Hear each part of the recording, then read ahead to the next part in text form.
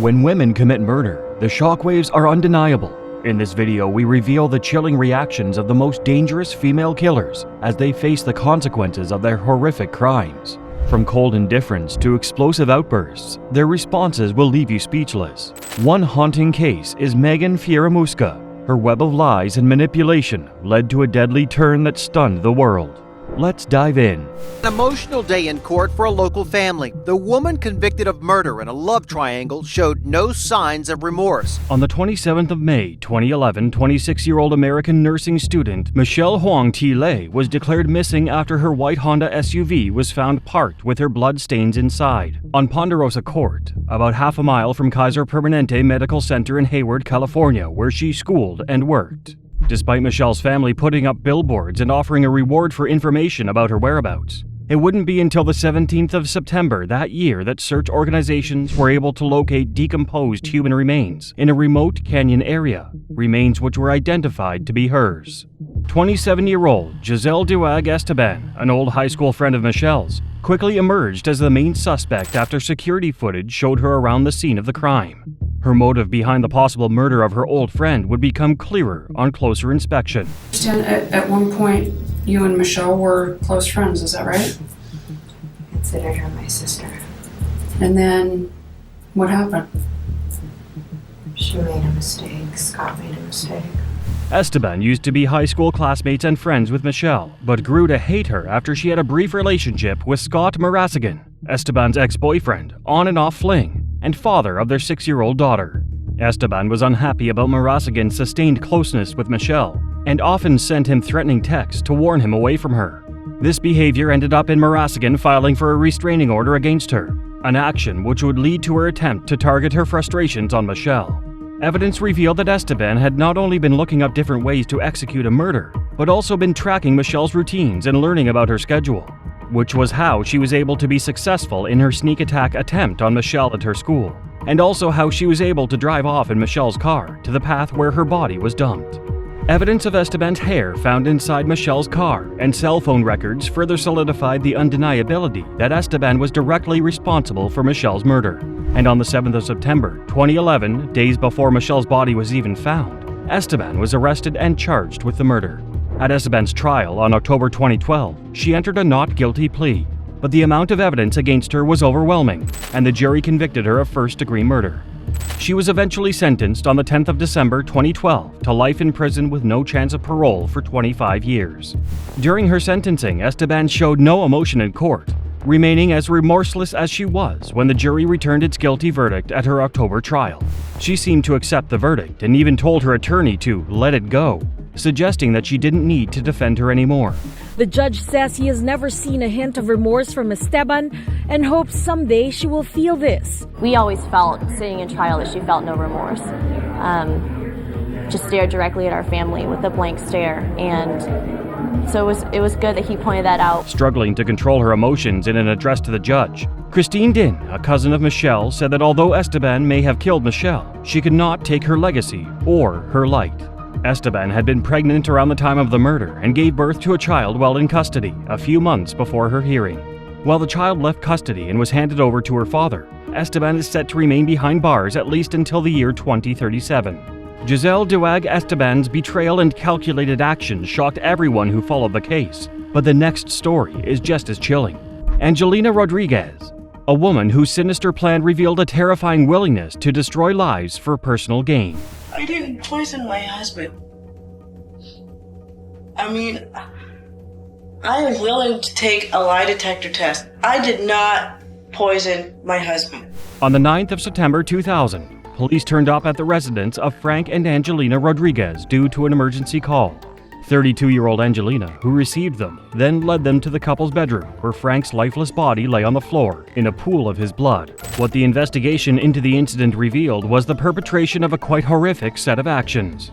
Jose Francisco Rodriguez had first met his wife Angelina in February 2000 following his first divorce, and very quickly came to call her his soulmate. By April 2000, they were married, with Angelina's 9-year-old daughter, Autumn, joining the family as part of what was her mother's 4th marriage.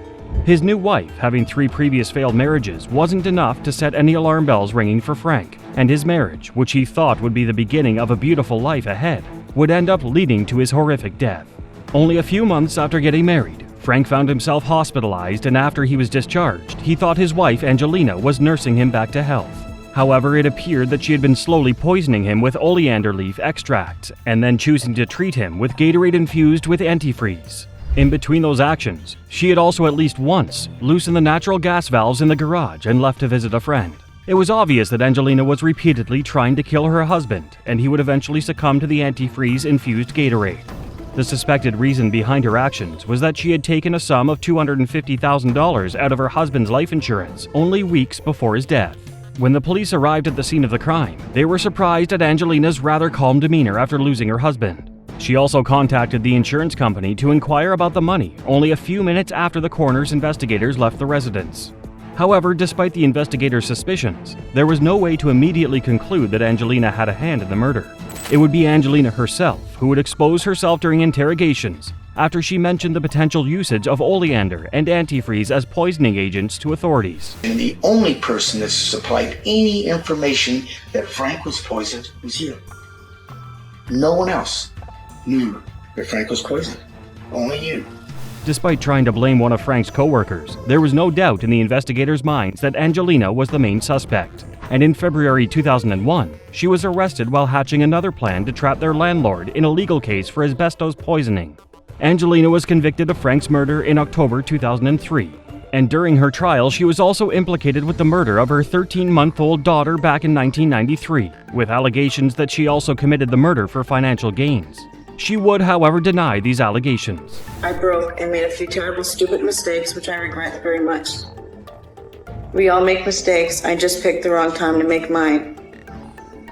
But murder is not on that list. Despite denying any wrongdoing in Frank's death, the court sentenced Angelina to death on the 12th of January 2004. The complete absence of any remorse in Angelina's reaction throughout her trial left the court so shocked that the judge stated to the court that he hadn't seen a heart colder than hers for 20 years. On January 12, 2004, Angelina was convicted and sentenced. She was sentenced to death, not only for the murder of Frank, but also for the calculated way in which she had orchestrated his demise for financial gain. In November 2010, the California Supreme Court unanimously upheld Angelina's conviction and death sentence. But in November 2024, Angelina, now 56, was resentenced to life in prison without the possibility of parole, based on Angelina's claim of ineffective assistance from her attorney. She remains behind bars at Central California Women's Facility in Chowchilla. Angelina Rodriguez's calculated crime showcased a chilling level of manipulation, but the next case delves into an even darker scheme. Brenda Delgado, a woman who orchestrated a shocking murder fueled by jealousy and revenge. Passion in Dallas. Brenda Delgado, the mastermind in the murder-for-hire plot targeting a Dallas dentist, today convicted of capital murder. Delgado hired a hitman to kill her ex-boyfriend's new love interest, Dr. Kendra Hatcher, in an uptown parking garage. On the evening of September 2nd, 2015, 35-year-old Kendra Hatcher was shot dead in her parking garage by a suspected robber who fled the scene in a black Cherokee Jeep. The incident was heard by an eyewitness who contacted 911, and the revelations from the case shocked everyone. Hatcher had been dating dermatologist Ricky Paniagua for a few months, and the couple had intentions to get married. However, she was unaware of the obsessive nature of Paniagua's ex, 36-year-old Brenda Delgado, who had been stalking the couple following her own breakup with Ricky a few months earlier. Delgado had been in a nearly 3-year relationship with Paniagua before they split in February 2015, but the pair had remained in platonic contact. However, while Paniagua only had honest intentions, Delgado had been plotting something sinister. An autopsy of Hatcher's murder quickly revealed that her death wasn't a robbery situation gone wrong, but an actual murder attempt. This meant that the list of suspects was quickly narrowed down to one: Brenda Delgado. Delgado had apparently recruited two individuals: a 31-year-old local substance dealer named Christopher Love, who was responsible for the shooting, and 23-year-old Crystal Cortez, a single mother who drove the getaway vehicle and bribed them with cash. Delgado had borrowed the getaway vehicle from a friend, Jose Luis Ortiz, who she happened to be with on the evening of Hatcher's murder. After spotting his Jeep on the news, Ortiz contacted investigators to inform them that he loaned it to Delgado, but that she had been with him on the night of the murder. I gave her a comment like, hey, have you heard about that dentist that got shot in Uptown Dallas? She said no. She said, well, how funny, because I mean it looks very similar to mine. I'm over here lending you my car. When invited for initial questioning, Delgado told the investigators that she had lent the car to Cortez, subsequently resulting in the arrest of Love and Cortez, who both chose to testify against her. I got $500. And who paid you? Brenda did. Sensing ominous consequences after the apprehension of her hitman, Delgado fled to her native Mexico in hopes to escape justice. However, after being named in the FBI's top 10 list of most wanted female fugitives, with a $100,000 bounty on her head, she accepted extradition to the United States on the basis that she doesn't face the death penalty. After her extradition, Delgado faced trial for her evil actions on the 7th of June 2019, and it didn't take long for the jurors to convict her on charges of capital murder. She was eventually sentenced to life in prison without the possibility of parole. You can't even look at me! Delgado refused to lift her eyes, but was forced to listen as Dr. Hatcher's sister confronted her from the witness stand. During Delgado's trial, Jennifer Escobar, a former friend and roommate of hers, revealed that she had been obsessed with Paniagua and had long since had plans to execute Hatcher, and possibly even Paniagua himself. Let's get rid of Kendra Hatcher. And why did she want to get rid of Kendra Hatcher? Because she was envious of her. During her sentencing, Delgado maintained a cold, emotionless look as she was consigned to her fate behind bars. Jury unanimously find the defendant guilty of capital murder as charged in the indictment. Thank you, ma'am. During the victim impact statements, Hatcher's mother, Bonnie Jameson, told Delgado that she had earned her spot behind the cold steel bars for the rest of her life, adding the damning statement, "If justice could have handed you a death sentence, make no mistake, I would have been there front and center." Have earned your spot on this earth behind cold steel bars for the rest of your miserable, pathetic life. Today, Delgado is locked up at the maximum security William P. Hobby Unit for Women in unincorporated Falls County, Texas, where she is expected to remain for the rest of her life. As for her murder accomplices, Love is currently on death row for executing the murder, while Cortez was offered a 35-year sentence in exchange for testifying against the other two. Now we move on to the chilling case of Magen Fieramusca. What seemed like a shocking betrayal quickly spirals into something far darker. And back in 2013, Heidi tagged Megan Humphrey in several Facebook posts calling her her bestie. The two were tagged eating together at Longhorn Steakhouse here in Houston. Magen Fieramusca and Heidi Broussard became close friends at church camp in the late 1990s. Over the years, their bond grew, with Heidi often calling Megan her best friend on social media. What seemed like a friendship built on shared experiences and mutual trust would later unravel into a tragedy beyond comprehension. In 2013, Heidi welcomed her first child, and 6 years later she discovered she was pregnant again. Megan, who was also expecting, was overjoyed for her friend. However, unknown to Heidi, Megan had been secretly creating an elaborate web of lies, including fake baby registries in department stores, pretending to prepare for a child that never existed. Megan's obsession with the idea of motherhood, and specifically Heidi's motherhood, was beginning to spiral. Whenever anything comes down, because she's going to see my face, and I'm going to bring a picture of Heidi, and I want to show it to her, Heidi and her family. I got 2 pictures. When Heidi gave birth to her daughter in November 2019, Megan's behavior started to grow more unsettling. She was present during Heidi's labor, holding her friend's hand, but something felt off. As Heidi's baby girl entered the world, Megan became sad and left before the baby was born. Megan even intruded on intimate family moments, such as when the baby met her grandfather for the first time. And I want to show it to her. I want her to see face to face what she did. But for now, all she can do is remember Heidi for the special daughter she was. On December 12, 2019, Heidi dropped her oldest child off at school and then vanished with her newborn daughter. A missing persons report was filed, and law enforcement began searching for the young mother. Neighbors recalled seeing Heidi leave her apartment with Megan, and despite initial concerns, there was no indication of foul play. Days passed without a trace, and the search intensified. But just days before Christmas, the unthinkable happened. On December 20th, Heidi's body was discovered in a duffel bag in the trunk of a car outside a house. Inside the house, police found Megan with Heidi's baby. What was once a missing persons case had tragically turned into something much darker.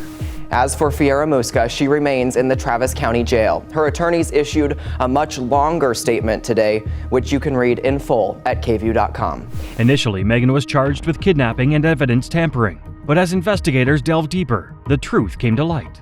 Megan had strangled Heidi with a leash and her own hands. She had murdered her best friend, then taken her baby in a horrifying attempt to create a life that wasn't hers to claim. Judge Selena Alvarenga denied the motion to suppress, shutting down Fieramusca's team's request, meaning evidence and statements obtained can be used moving forward. The investigation revealed that Magen had deceived everyone around her, even her ex-boyfriend, Christopher Green. He had been living with Magen after their romantic relationship ended, and although Magen claimed to be pregnant, he never saw her belly grow. One day, he came home to find a baby lying on the bed, but Magen was distant about the details of the birth. Christopher grew suspicious and eventually came forward, concerned for the safety of the child. In court today, Fieramusca was sentenced as part of a plea deal. The hearing gave Broussard's family an opportunity to address her in a victim impact statement. After the truth was revealed, the baby was placed into protective custody and eventually returned to Heidi's family, where she belonged. In February 2023, Magen pled guilty to capital murder, accepting a plea deal that spared her from a life sentence, but still resulted in a 55-year sentence. She will be eligible for parole after serving 27 years. Heidi's hugs were strong, full of love. They lingered in the atmosphere.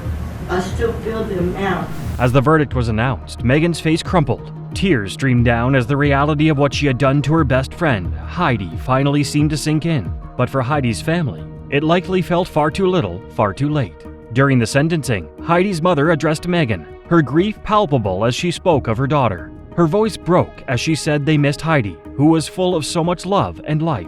So much. When I think of her, which is every moment and everything I do, I ask, what would Heidi say or think? Magen Fieramusca's horrific crime of murdering her best friend for her baby is truly chilling. But the case of Marjorie Orban is just as diabolical, with its own dark twists and shocking revelations. Marjorie Ann Orban's life in Las Vegas appeared to be one of glitz and glamour.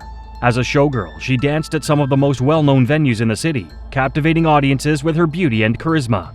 But behind the scenes, Marjorie was a woman searching for something deeper. She met Jay Orban, a 26-year-old man known for his warm heart and easygoing nature. Jay, drawn to Marjorie, pursued her, and after a few dates, she began to see him as more than just another face in the crowd. They shared a night of dancing, and although Marjorie liked him, she felt Las Vegas couldn't provide her with everything she was looking for, so she left for Florida, where she had grown up. While in Florida, Marjorie reconnected with Michael J. Peter, a wealthy businessman who owned high-end gentlemen's clubs around the world. Michael had known Marjorie since she was a teenager, and their relationship quickly grew serious. He made Marjorie a star dancer and choreographer in his clubs, and he even gave her a role in one of his films. Soon, they were engaged. But despite the luxury and success Michael brought her, Marjorie felt the relationship wasn't what she had hoped for. Michael's wandering eye became a source of tension, and eventually, Marjorie ended their engagement, returning to Las Vegas once more. In 1993, Marjorie and Jay crossed paths again. A decade had passed since they had last seen one another, but the connection they once shared quickly reignited. Jay, now living in Phoenix and building a successful business, kept in touch with Marjorie frequently. Marjorie had always dreamt of having children, and Jay was eager to start a family. He offered to pay for fertility treatments, and soon Marjorie moved to Phoenix to be with him. The two married in a quiet ceremony at the Little White Wedding Chapel in Las Vegas, and soon after, Marjorie became pregnant with their son. But in the fall of 2004, something tragic unfolded. Jay's mother couldn't reach him, and after a week of unanswered calls, she began to grow concerned. When she spoke to Marjorie, her worry only deepened. Marjorie seemed unmoved, insisting Jay was simply away on a business trip. As more time passed with no word from Jay, his friends pushed Marjorie to report him missing. As detectives investigated Jay's disappearance, they couldn't ignore the stark contrast between Marjorie's behavior and the circumstances. She appeared calm, almost indifferent. In the weeks following his disappearance, Marjorie made large purchases, including a grand piano, and withdrew a significant sum of money from Jay's business account. Her actions raised red flags, but it wasn't until nearly 2 months later that the truth began to emerge. That I don't make an error, and I don't mean cover my behind and hide a lie. I don't mean protect anyone else. I don't mean that at all. Jay's dismembered body was found in a Rubbermaid container. The discovery, while horrific, led the investigators directly back to Marjorie, especially when surveillance footage showed her purchasing the same container just days before Jay went missing. This evidence, though circumstantial, was enough to point to Marjorie as the one responsible for her husband's death. Marjorie was arrested in December 2004 and charged with murder. As the trial unfolded, the prosecution painted a picture of a woman who, once she achieved her dream of motherhood, no longer had any use for her husband. They argued that Marjorie had grown indifferent to Jay, wanting only his money and willing to do anything to get it. The theory was that Marjorie shot Jay in their garage while their son slept inside, then dismembered his body before disposing of it in the Rubbermaid container. While they did not have the murder weapon or the saw, the footage from Lowe's played a crucial role in the prosecution's case. After an 8-month trial, the jury deliberated for only 7 hours before returning a guilty verdict. Marjorie was sentenced to life in prison, and the pain of her actions reverberated far beyond the courtroom. While the outward glamour of Marjorie's life may have captivated those around her, her actions revealed a woman driven by greed, manipulation, and a cold disregard for human life. Jay Orban, a man who had trusted and loved Marjorie, paid the ultimate price for her twisted ambitions. Like Marjorie Orban, Molly Martins also took the life of her husband. But unlike Marjorie, Molly is walking free today, leaving many to question the fairness of her case. Sent me messages requesting that I contact him regarding his children. It was emotional. He had lost his wife and there were 2 babies. After losing his wife, Mags, in 2006, Jason Corbett was left to care for their 2 young children, Jack and Sarah, while grappling with his own loss. In his search for support, he hired Molly Martins, an American au pair, who quickly grew close to his children. Over time, Jason and Molly became romantically involved, and they married in 2011. However, Molly's behavior began to raise alarms among Jason's family, with suspicions about her past and her relationship with Mags. Molly Martins met Jason Corbett, a widower in Ireland, in 2008 when she served as the family au pair, taking care of its 2 young children. In 2011, the couple married. The family noticed troubling inconsistencies in Molly's claims, including that she had known Mags personally, which Jason's family refuted. Despite these concerns, Jason, feeling isolated in his new life in Winston-Salem, North Carolina, seemed determined to make the marriage work, even as tensions grew. He began expressing a desire to return to Ireland with his children, a place where he felt more at home and connected to his cultural roots, especially rugby, a sport that was central to his life. Molly, however, seemed reluctant to move, leading to mounting friction between the couple. Molly Martins Corbett and her father Tom Martin sat down with us pre-trial to tell us their version of events. What do you hope to get across today? The truth. In August 2015, the tension boiled over. Jason was found dead at the hands of Molly and her father, Tom Martins, who claimed they acted in self-defense. Tom stated that he intervened when he saw Jason allegedly choking Molly, using a baseball bat to stop him. Molly, on the other hand, maintained she defended herself by using a paving stone. Their version of events were inconsistent and troubling, particularly when an autopsy revealed that Jason had suffered multiple blows to the head, far beyond what could have been explained by an act of self-defense. And when he would get mad, what would he do? He would physically and verbally hurt my mom. Did you see him physically hurt her? Once or twice. As the investigation unfolded, Jason's sister Tracy became a vocal advocate for justice, suspecting that Molly had played a role in Jason's death. The case became even more complex when Jason's children, Jack and Sarah, who had initially provided statements supporting Molly and Tom's story, later recanted, suggesting they had been influenced or coached by Molly. Molly is apparently caught between a rock and a hard place. Without a legal adoption, she has no shot of custody in the event of a divorce. She says the stakes are too high to simply walk away. Financial motives surfaced when it was revealed that Molly stood to gain a substantial sum from Jason's life insurance policy. This, combined with the inconsistencies in the accounts provided by Molly and Tom, led investigators to conclude that their claims of self-defense were likely fabricated. The evidence, including expert testimony and forensic findings, painted a clearer picture of the crime, and Molly and Tom were arrested and charged with second-degree murder. A Superior Court judge set a pretrial date for Tom Martins and Molly Corbett today. The father and daughter had their initial conviction overturned by the state Supreme Court. That happened last year. They've been out on bond. During the trial, the defense struggled to explain the significant evidence against Molly and her father, Tom. Despite their attempts to claim self-defense, the court was presented with testimony from experts who contradicted their claims. In the end, both Molly and Tom were convicted and sentenced to prison. Yet, the case took an unexpected turn in 2020, when North Carolina Appeals Court ordered a retrial. The North Carolina Supreme Court upheld this decision in 2021, leading to the release of Molly and Tom on bail. With what I assume to be 2 probation officers sitting in the driver's seat and the passenger seat, I also saw her wave from the back seat. I'm not quite sure if she was waving at members of the media at the building itself or some of the construction workers that were nearby. Molly Martins appeared hopeful and all smiles as she walked free from prison. She got into the back of a police car, looking forward to a new life. However, Jason's family didn't think justice was served. And served more than 3.5 years, but their convictions were later overturned by the state Supreme Court, which ordered a new trial. The Corbett family, particularly Tracy, was devastated by the turn of events. After serving only a short sentence, Molly and Tom were released in June 2024. This decision sparked outrage as Tracy and others felt that the justice system had failed to hold the Martins accountable for Jason's death. Unlike the others we've discussed, Kirsten Lobato's case stands out for a heartbreaking reason. She was wrongfully convicted, a tragic twist that highlights the flaws in the legal system. Attorneys for Lobato say while $34 million is a large lump sum, no monetary value amounts to the damage she's been put through after spending 16 years behind bars when convicted twice for the murder. In 2001, the brutal murder of Durand Bailey sent shockwaves through Las Vegas. The 44-year-old Bailey was found dead in a dumpster, his body bearing signs of a violent attack. What followed would be a legal nightmare for one woman, Kirsten Lobato. But did she really kill Bailey? Or was she wrongfully convicted? When convicted twice for the murder, both in 2002 and 2006. Lobato's lawsuit claims she had been wrongfully targeted by Las Vegas Metro Police after having defended herself against. Kirsten Lobato was not immediately suspected of involvement in Bailey's murder. It wasn't until more than 10 days later that authorities began questioning her. During the police interrogation, Kirsten did make a statement that would prove pivotal. She acknowledged that she had once stabbed a man in the groin during an altercation. The police took this as a potential confession to Bailey's murder, but Kirsten later explained that she was simply describing a separate incident, not confessing to the crime. Lobato and her attorneys have maintained since her first trial. She wasn't even in Las Vegas at the time that Durand Bailey was killed. But proving that point was not a quick process. Prosecutors, however, believed otherwise. They speculated that Lobato had killed Bailey during a dispute over sex and drugs, citing her known history of methamphetamine use.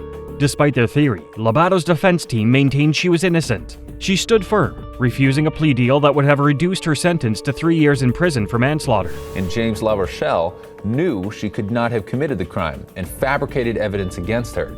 On top of the $34 million award, Lobato won $10,000. Kirsten's trial began in May 2002. Despite her insistence on innocence and her alibi, she was convicted of first-degree murder and sentenced to an extremely harsh 40 to 100 years in prison. This conviction would ignite years of legal battles as Kirsten continued to assert her innocence and fight the system that she believed had wrongfully condemned her. Through from the age of 18, barely an adult and all of 100 pounds, when police arrested her for the murder of this homeless man, Durand Bailey. They said she beat him and stabbed him to death. In 2006, a retrial offered a glimmer of hope for Kirsten. This time, the jury convicted her of voluntary manslaughter instead of first-degree murder, and she was sentenced to 13 to 45 years. While it was a reduced sentence, Lobato's case still remained deeply troubling, especially as new evidence began to emerge that suggested her innocence. And in October, a state court issued Lobato this certificate of innocence, which was the subject of this letter from the sheriff Kevin McMahill and district attorney Steve Wolfson, asking for an investigation. Determined to clear her name, Kirsten filed a writ of habeas corpus in 2010. This petition presented 79 grounds for a new trial, including claims of actual innocence. One of the most compelling aspects of her petition was the evidence showing she had been in Panica, Nevada when Bailey was killed, proof that she could not have committed the murder. Despite this new evidence, a judge denied Kirsten's petition in 2011, ruling that it didn't warrant a new trial. This was a devastating blow for Kirsten, but she refused to give up. She appealed the decision to the Nevada Supreme Court, but her appeal was also dismissed in 2012. Against an unrelated rape attempt over a month prior to Bailey's murder. However, new evidence presented by the New York Innocence Project in 2017 granted Lobato's January 2018 release. In addition to fighting for a new trial, Kirsten's legal team filed a petition for DNA testing of the crime scene evidence. The Innocence Project agreed to cover the cost of testing, believing it could prove her innocence. But the Clark County District Attorney's Office opposed the request, and a judge once again rejected the petition. We don't have an admission. After hearing the verdict, Lobato issued a statement saying, quote, "I'm so grateful to my attorneys Lovey for taking my case when no one else would help me, and for working so hard on it." Despite these setbacks, public support for Kirsten continued to grow. An online petition calling for the DNA testing gained traction, and more people began to question the fairness of her conviction. Finally, in 2017, Kirsten received some unexpected but much-needed good news. A judge ordered her release from prison. After years of legal battles, Kirsten was finally free. I have to start over. You know, my life is beginning again, so I have to get everything. A Nevada woman convicted for a 2001 murder and sexual mutilation of... However, her freedom was delayed by a brief period when it was revealed that she had been convicted of conspiracy to commit sexual contact with a prisoner. She was temporarily transferred to the Clark County Detention Center to serve an additional year. But in January 2018, a judge ruled that Kirsten had served enough time, and she was released once again. This morning, a court spokesperson said a judge ordered Kristen Lobato to be released. There you see her. She was 18 when she was first arrested, but she has always maintained her innocence. Kirsten Lobato's reaction upon her release was one of mixed emotions, as she tried to process the years of her life lost in prison. After being wrongfully convicted and spending over a decade incarcerated, Kirsten expressed feelings of disbelief and relief. In her first interviews after being released, she spoke about the emotional toll of her wrongful conviction and the determination it took to keep fighting for her freedom. I have to start over. You know, my life is beginning again, so I have to get everything. A Nevada woman convicted for a 2001 murder and sexual mutilation of... But Kirsten's fight wasn't over. In 2024, a civil trial jury ruled that the Las Vegas police and 2 detectives involved in her case had fabricated evidence and intentionally inflicted emotional distress on her. The jury awarded Kirsten $34 million in compensatory damages from the Las Vegas Police Department and $10,000 in punitive damages from each of the retired detectives involved. Prepare yourself for the chilling case of Kiana Burns, a story of unexpected tragedy that rocked her family and left a trail of unanswered questions. Company and drove 18-wheelers. He previously worked at Frito-Lay. And 36-year-old Catherine Price worked at Robins Air Force Base for the 116th Air Control Wing. Kiana Burns was a woman who everyone thought had it all. She appeared to be a loving wife, mother, and influencer. However, what was going on behind closed doors would shock the residents of Sandy Springs. Ernell and Kiana Burns are entrepreneurs from Atlanta.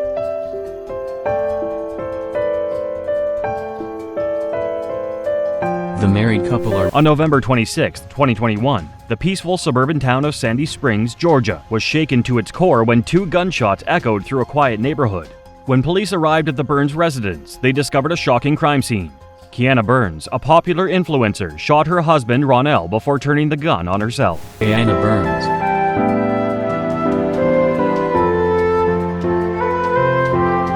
Kiana Burns is an insurance agent and owner of Critique Designs Beauty and Barber. In the weeks before the tragic incident, there were signs that trouble was brewing in the Burns marriage. Just 2 weeks before the shooting, Kiana shocked her followers by taking to Facebook Live to address significant changes in her life. With over 16,000 followers on Instagram and nearly 5,000 Facebook friends, Kiana's fans wondered what was going on in her marriage. Inspirational quotes and preaches motivation to her followers.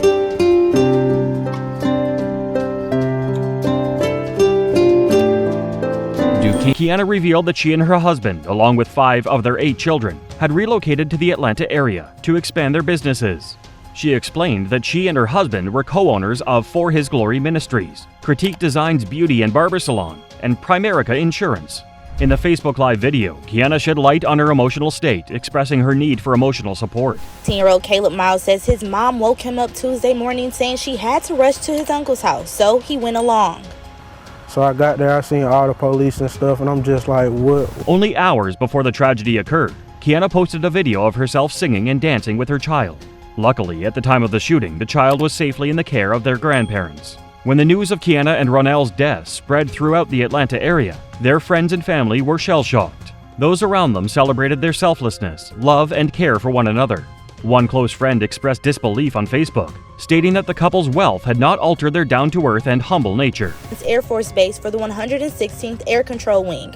Family members say the couple has been married for 11 years. They have 3 children and were members of Fellowship Bible Baptist Church. 8 years before the tragic events unfolded, Ronell Burns appeared on the popular television show Divorce Court. Back then, he was in the middle of a contentious divorce from his first wife. During the episode, Ronell accused his ex-wife of cheating, alleging that she had engaged in illicit affairs while he was away on business trips. However, the ex-wife refuted these claims, alleging that Ronell was the unfaithful one. Step into the heartbreaking and harrowing case of Cynthia Varela, a mother whose actions shook an entire community. What drove her to commit the unthinkable? Police say it was one of the worst child abuse cases they've ever seen. According to investigators, Varela Casaus abused her son Omari and beat him to death 3 years ago. In 2013, a 9-year-old boy named Omari Varela Casaus lost his young life at the hands of his own mother. Omari's younger sister, who was only 5 years old at the time, witnessed the tragic events and tried to intervene, urging their mother to stop kicking and hitting him. Unfortunately, her pleas were ignored.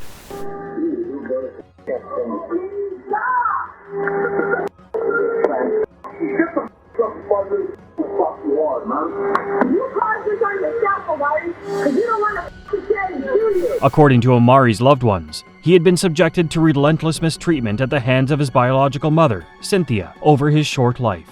The autopsy conducted on Omari's body revealed he had sustained severe internal bleeding from blunt force trauma. This devastating discovery shattered any hopes that Omari had fallen from a toy horse, as Cynthia initially claimed. Casaus answered our questions while being taken to jail. It was an accident. I was disciplining him and I kicked him the wrong way. It was an accident. When detectives questioned Cynthia about her son's death, she initially denied any involvement. However, as the evidence against her mounted, her claims of innocence began to crumble.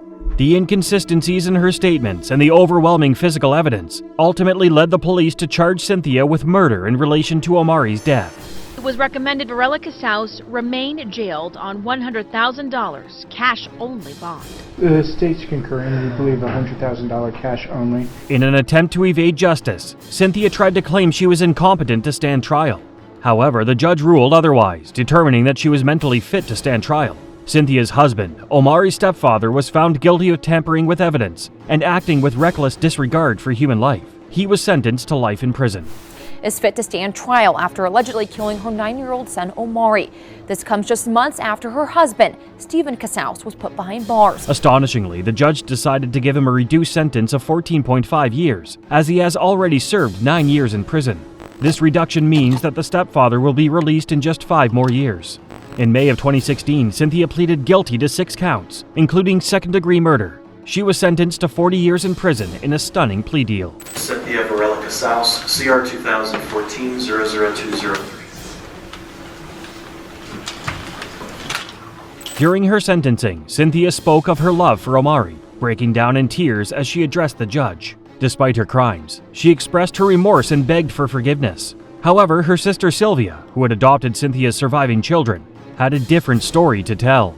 I will never understand why all this happened, Your Honor. My sister will have to live with that, what she did to her child Omari. Sylvia addressed the court, expressing her forgiveness towards her sister. However, she made it clear that she wanted to see Cynthia face a long sentence. She shed light on the tender age of Omari at the time of his death, emphasizing that he had dreams and goals that he would never get to fulfill. Cynthia's other children, who saw the assault on Omari, asked Sylvia, "Auntie, can't Omari be fixed? Can't God or the doctor fix him?" All rise.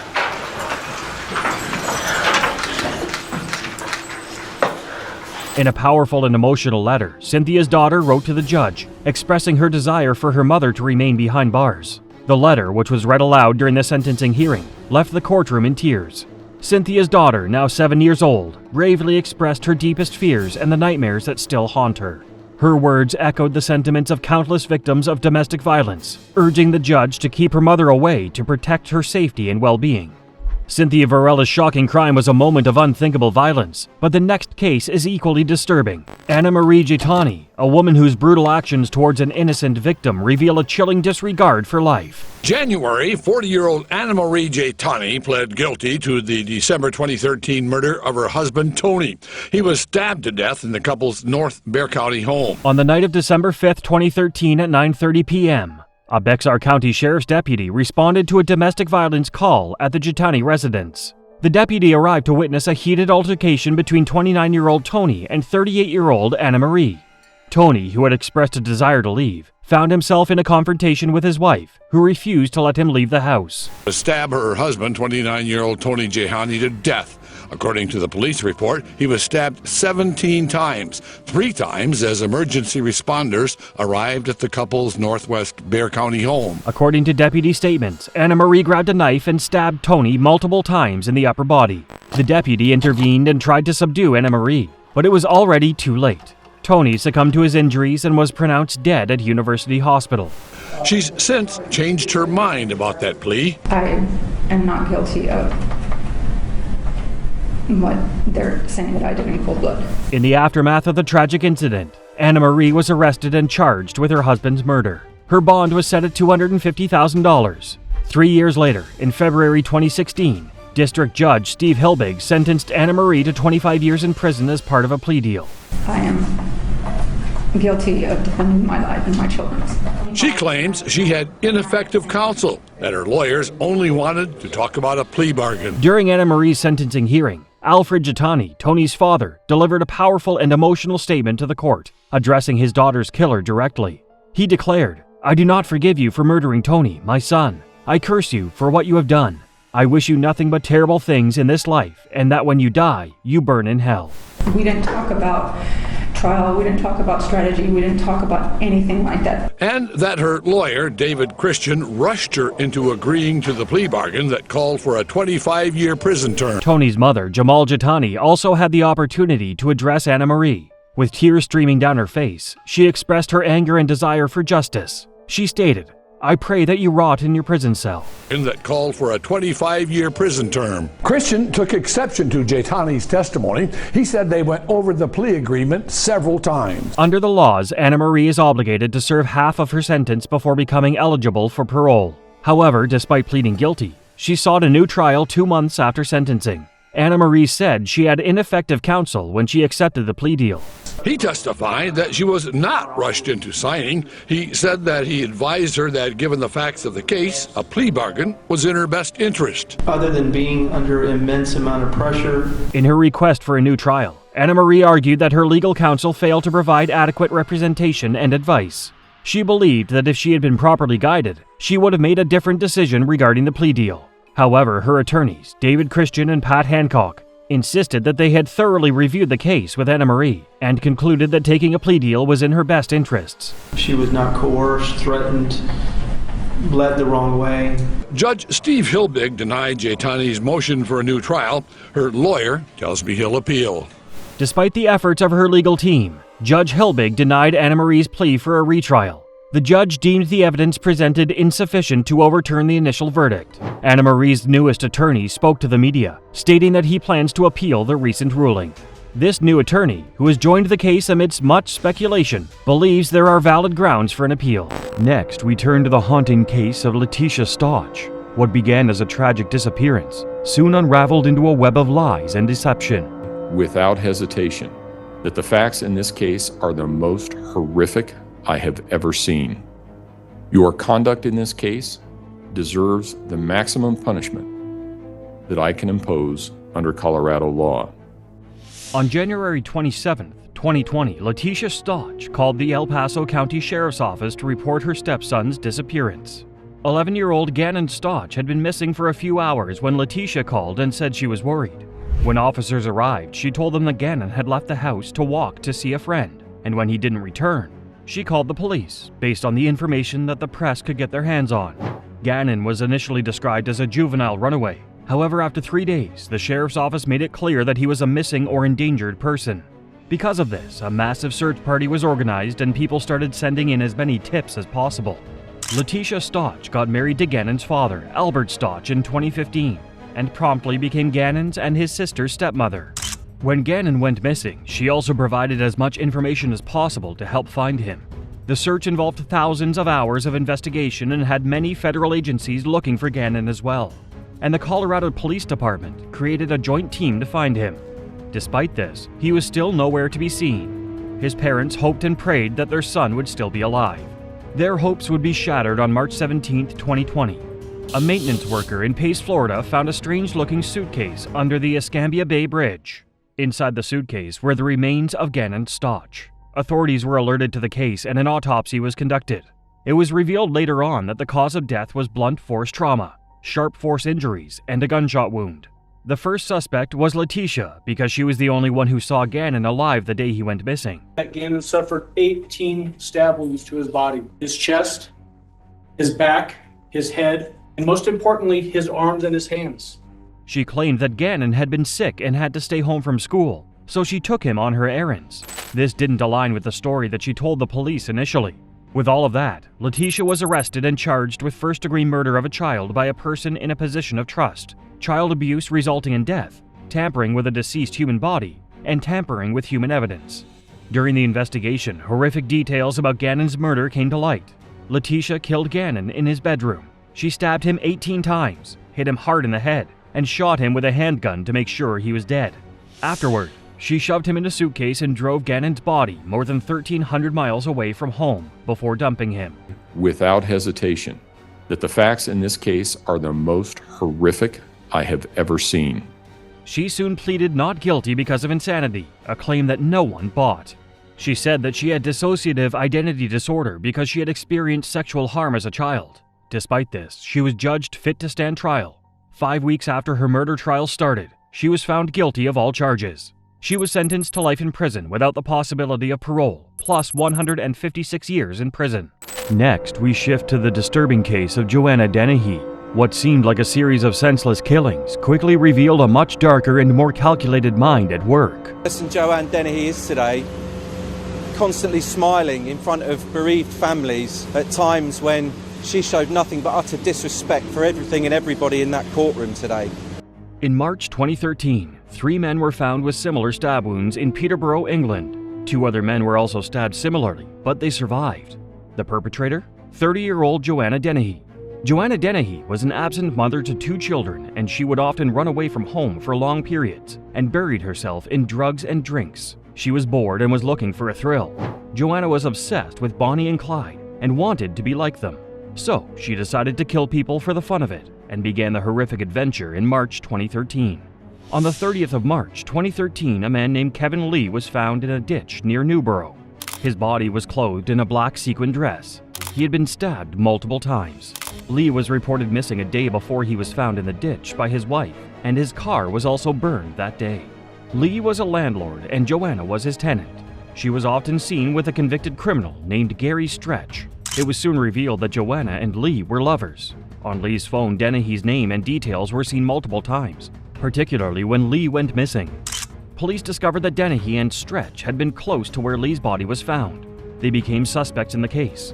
Joanna was described as a woman who loved knives and had been diagnosed with psychopathic, antisocial, and borderline personality disorders. On March 30th, Joanna and Gary Stretch drove to Hereford, where Joanna stabbed 2 men separately and at random. She stole the second man's dog and left the scene. Both men survived more than 20 stabs. One of the men recounted the incident. I was walking the dog towards a cycle path initially when you get on it, and I suddenly felt what I thought was a really heavy punch in the small of my back. The police, who had been looking for Joanna and Stretch, soon found them in Hereford. They were both arrested. Another man in the truck was later determined to have been there unwillingly, so he was let go. After Joanna was arrested, the officers asked initial questions to begin her processing. Joanna showed no signs that she had just brutally attacked 2 men, and was even batting her eyes at the officer. She also laughed and made a joke to the officers. Would you be cheering if you got attempted murder? No, but I'm just smiling. On the 3rd of April 2013, after Joanna was arrested, Lucas Slabazewski and John Chapman's bodies were found in another ditch near Thorney. They had been murdered by Joanna on the 29th of March. Joanna was thrilled with the killings, and people who knew her said she liked to be in control. According to her sister, Joanna liked to show the people that she was the boss in every situation. Joanna Dennehy was charged with 3 counts of murder and 2 counts of attempted murder. In the interrogation room, Dennehy said nothing to help the investigation. Did you murder Lukasz Slabazewski? No. Did you murder Kevin Lee? No. Did you murder John Chapman? No. Despite this, Joanna pleaded guilty to all charges. While awaiting trial, a diary that she kept in prison revealed that she was planning to murder a female guard and cut off one of her fingers so she could escape prison. She was placed in solitary confinement and claimed that her human rights had been violated. Her claim was rejected, and in February 2014, Joanna Dennehy was sentenced to life in prison with the order that she should never be released. Joanne Dennehy is today constantly smiling in front of bereaved families at times when she showed nothing but utter disrespect for everything and everybody in that courtroom today. The people who were present in court said that Joanna was smiling constantly. When she received her sentence, she simply smiled and showed disrespect for the victims' families. She was also reported telling the court, "I'm sorry for the attempted murders, but I'm not sorry for the murders." Where Joanna killed multiple people for the fun of it, the same cannot be said for Anjette Lyles, who murdered her relatives. Anjette remained cool and unemotional throughout the trial. According to the newspaper account, Mrs. Lyles took the death sentence calmly, her head held high. Anjette Lyles was a successful restaurant owner in Macon, Georgia in the 1950s. Everyone wanted to have a taste of Lyles' cooking. The restaurant was described as a place of ambience and somewhere people loved to go. Anjette Lyles was born Anjette Donovan on August 23, 1925. In school, she was a poor student, so she soon turned her sights to something she loved doing: cooking. In 1947, she got married to Ben F. Lyles Jr. He owned the Lyle restaurant in Macon with his family. Anjette and Ben soon welcomed their first daughter, Marcia, in 1948. In 1951, they had another daughter named Carla. Anjette started working in the restaurant with her husband and mother-in-law. Anjette was excellent in customer service, and this took the Lyles restaurant to new levels. Things would not remain happy for long. In 1951, Ben developed a throat infection which soon turned into rheumatic fever. He soon stopped working at the restaurant and started drinking and gambling to distract himself from the pain. This landed him in debt, and he tried to sell the restaurant. This made Anjette angry, and this strained their relationship. In December 1951, Ben became sick again, but this time, doctors could not determine the cause. Ben remained in pain till he passed away on January 25, 1952. After her husband died, Anjette and her children moved back to her parents' home. She started working in a diner and saved up her money so she could buy Lyles' restaurant back. In 1955, she did this and hired her mother-in-law to work with her. She also met and married Joe Gabbard. However, this marriage didn't last long, and on December 2, 1955, Gabbard passed away. Anjette refused an autopsy. Anjette was the sole beneficiary of Gabbard's massive insurance policy. She used the money to buy a new car and a home before changing her name back to Lyles. Ben's mother also moved in with Anjette at her request. However, in 1957, she also became sick and had to be hospitalized. Ben's mother died, and a will showed that half of her estate had been left to Anjette and her children. After this, Anjette's behavior began to change towards her first daughter, 9-year-old Marcia. She would insult her and threaten her multiple times. Marcia began coughing up blood in 1958 and was hospitalized. She soon passed away on April 5, 1958. Even though her daughter died, Anjette showed no emotions. After her funeral, the coroner's office received a letter that claimed that Marcia may have been poisoned. Marcia was tested for poison, and when Anjette was informed, she blamed her second daughter, Carla. Police did not buy this, so they started investigating. After they exhumed the bodies of Anjette's late husbands, her mother-in-law, and her daughter, they found traces of arsenic in their bodies. Anjette was arrested, and a search of her house revealed that she had been keeping arsenic inside bottles of ant infestation chemicals. Anjette was actually tried only for the murder of her 9-year-old daughter, Marcia, but she was also accused of killing 2 husbands and her mother-in-law, Mrs. Julia Lyles, by administering them doses of taro ant poison. She was charged with the murders of her relatives and found guilty. Anjette's trial lasted a week. She was accused of killing her relatives for financial gain. She was only convicted of the murder of her daughter. Anjette remained cool and unemotional throughout the trial. According to the newspaper account, Mrs. Lyles took the death sentence calmly, her head held high. Anjette received the death penalty by electric chair. Even though she became the first woman in Georgia to be sent to death row, Anjette was diagnosed with paranoid schizophrenia and was transferred to the Central State Hospital until she died on December 4, 1977. Anjette Lyles' sinister acts of deception and murder were deeply unsettling. But the next case uncovers a modern tragedy. Janelle Bohr, a woman whose actions took a devastating toll, leaving lives forever changed. My husband and I were in an argument, and he shot me, and then he killed himself. On February 14, 2017, 43-year-old Janelle Bohr called 911 in Michigan because her husband had been shot and killed in their home. When the police officers arrived at the scene, they found out that 35-year-old Gregory Bohr was dead from a single gunshot wound to his head in the basement of his home. When they looked around, they found Janelle Bohr in the garage with a gunshot wound to the arm. She said she called 911 after she got into a fight with Gregory. Janelle and Gregory were going through a divorce and had been estranged for a while. They shared 2 children, and on the day of the murder, neither were around. After the police assessed the situation, they asked Janelle what had happened. She claimed that she and Gregory had been fighting when he suddenly pulled out his gun and shot her in the arm. She said that he shot himself afterwards, and that was when she called the police. The only issue with her story was the way the crime scene looked and the position in which Gregory had fallen. Immediately, police believed that Janelle was lying and ruled the death a homicide instead of suicide. Tapped him across the head with my open hand like that. He just went crazy. He grabbed the gun and shot up. How many times? I don't know. When forensic tests were conducted, it was soon revealed that Gregory Boer had not shot himself. In fact, it was Janelle who shot him before firing more rounds into the room. She was also the one who shot herself in the arm because she needed the police to believe the story. Janelle was arrested and charged with open murder and felony firearm charges. Further investigation showed that after Janelle killed Gregory, she rearranged the scene of the murder to make it look like she was telling the truth. Janelle claimed that Gregory was an abusive and violent man, but every other person who knew him said otherwise. As such, after Janelle was charged, she entered a guilty plea for second-degree murder, which inevitably reduced the possibility of her being sentenced to life in prison. In February 2018, Janelle finally stood in court as her former in-laws gave impact statements. Sharon Boer, Gregory's mother, told the court and Janelle that her son didn't have to die. She said, "You had no right to kill my son. He did nothing but believe you, take you in, and love you. I can only hope that where you are going, you get all of the attention you crave and more."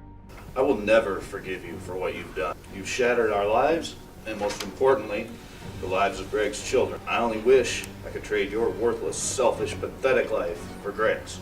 Gregory's younger brother also gave an impact statement. He addressed Janelle and told her that her actions robbed Gregory of seeing their children grow into their people. He also told her, "I hope you rot." Before Janelle was sentenced, she simply turned and apologized to the judge for taking Gregory's life. She was sentenced to 17 to 19 years in prison. Janelle Boer killed her husband for reasons that turned out to be lies. How does it compare to a woman who killed her husband to hide the lies she was telling him? She was convicted and sentenced to life without parole. From a young age, Kristen Rossum developed an interest in smoking cigarettes and drinking beer. She was in high school when she started this habit. It was not sure what she needed them for, but she soon gravitated towards marijuana. However, she said it had a little effect, so in 1992, Rossum started using meth. In 1994, she suffered a relapse and had to leave university. Eventually, she soon conquered her addiction and enrolled at San Diego University. There, she met Greg DeVillers, and they started dating. Rossum graduated with honors in 1998 and started working as a toxicologist. She got married to DeVillers in 1999. This happy life didn't last long because Rossum started an affair with her boss, Dr. Michael Robertson, in 2000. Later that year, DeVillers was horrified to learn that not only had she been cheating on him, she had also continued using meth. She got access to the drug with help of her lover, who was also her enabler.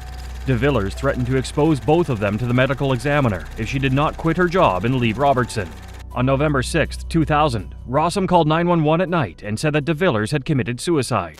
When paramedics arrived, they were met with a strange sight. DeVillers was unresponsive in their bed, and there were rose petals sprinkled around him. He was pronounced dead, and Rossum told the police he had committed suicide. Despite this, DeVillers' family said this wasn't true and that he was not suicidal. Reluctantly, the police opened a homicide investigation. Because Rossum worked as a toxicologist at the medical center in San Diego, DeVillers' autopsy was outsourced to an outside lab to avoid conflict of interest. 1 month after DeVillers died, Rossum and Robertson were fired because of Rossum's meth habit and Robertson enabling her. Soon enough, the test results came back and they showed that he had 7 times the lethal dose of fentanyl in his system. Something was off, and the police began to take the case seriously. 7 months after DeVillers' murder, Rossum was arrested and charged with murder. During interrogation, she claimed that she had gone to work in the morning and returned home in the afternoon to give her sick husband a bowl of soup. She went back to work before she returned home around 7 p.m. She said it was after she showered and entered the bedroom that she discovered DeVillers lying motionless on the bed. 2 more breaths.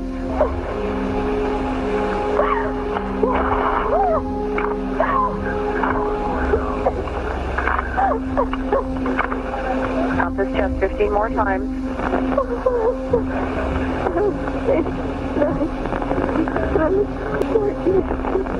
Okay, 2 more breaths. You're doing fine. The 911 call sounded like Rossum had been administering CPR, but this didn't clear her of guilt. She was charged to court where a receipt for a single red rose that Rossum bought was presented. The defense claimed that de Villers had crumpled the rose around himself after using fentanyl. However, the amount of fentanyl in his system showed that this wasn't possible. Tests also revealed that the dose of fentanyl had been administered around the time that Rossum went home and gave her husband soup. Prosecutors claim that Rossum had killed her husband to hide her affair and her meth addiction. So, on November 12, 2002, Rossum was found guilty of first-degree murder. She was sentenced to life in prison without the possibility of parole and a $10,000 fine. In a very short clip, she could be seen crying. Kristen Rossum killed her husband to hide her addiction and affair. Michelle Despain killed hers so she could be with another person and cash in on her husband's death. Rest in your father. My father? Yes, ma'am. Your father will be arrested for murder. I have all the information, all the evidence I need. Not Mark's father. No, ma'am. Your father. Mark Despain was a successful property investor and real estate appraiser in Jonesboro. He lived a fairly successful life with his wife Michelle and his stepdaughter, Michelle's daughter from a previous relationship. Mark Despain had been in a family business with his parents before Michelle came along. Because of the constant arguments based on lies that Michelle had been feeding her husband about his parents, Mark and his parents soon fell out, and he started his business with Michelle managing their money. Michelle intended to isolate Mark from his family so she could do as she liked with his finances. So, in another desperate attempt to do so, she had her daughter take intimate photos of herself and had them sent to Jack's phone. She claimed that Jack Despain, Mark's father, had forced her daughter to take those pictures. Soon, Jack was arrested and his wife, Tana Despain, left him. After a couple of years, Michelle's daughter started to cave and kept on mixing details about the alleged incident. Because of this, Jack was released and his wife came back to him, realizing he wasn't an evil person. This already damaged their relationship, and Michelle Despain succeeded in isolating her husband from his family. This gave her the chance to spend Mark's money on her lover, a much younger banker where she worked. Soon, Mark started failing and somehow ended up in debt of over $1 million. After Michelle learned that Mark had bought a life insurance policy, she began to plan something deadly. What happened to your husband, ma'am? He's dead. Oh, no. Ma'am, I need you to take a deep breath, okay, and tell me what's going on. In August 2011, Michelle came back from work and found Despain dead in their home. He had been shot in the head and the chest. Michelle called 911 and the police first thought that this was just a burglary gone wrong. However, when they realized that things robbers would take were in place, they got suspicious. It also didn't help that Michelle and her father, Carl Kelly, kept pointing and accusing Jack Despain of killing his son. I mean, I hate to think that his dad would do anything like that because it is his son, but he's just very... With the conflicting stories and the fact that the case didn't have much evidence to go on, Mark's body was released to Michelle and he was buried. Even in death, Michelle isolated Mark from his family, and they were only allowed to see Mark right before he was buried.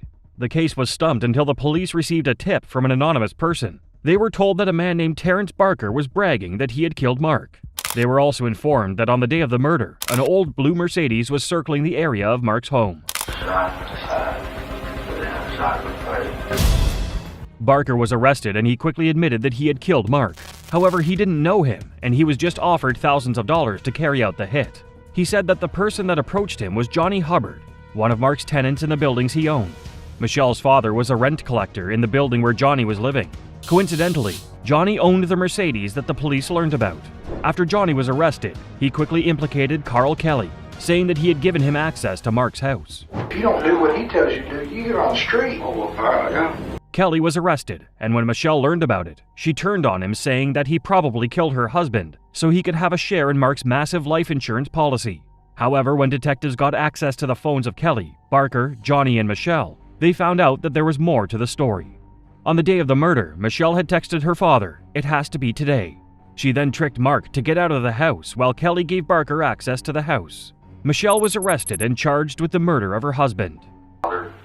My father? Yes, ma'am. Your father will be arrested for murder. I have all the information, all the evidence I need. Not Mark's father. No, ma'am. Your father. Carl Kelly and Terrence Barker were sentenced to 35 years in prison for first-degree murder. Johnny Hubbard got 18 years for hindering apprehension and violation of a previous probation he was on. Carl Kelly died of congestive heart failure soon after. In 2014, Michelle bargained for a plea deal by pleading guilty to 3 counts of hindering apprehension. She avoided a capital murder charge and she was sentenced to 30 years in prison with the possibility of parole after 5 years. Like Michelle Despain, Denise Williams had her husband murdered so she could cash in on his insurance fund. Do adjudicate you guilty of counts 1 and 2. On count 1, I sentence you to 30 years, Department of Corrections. On count 2, I sentence you to life in prison.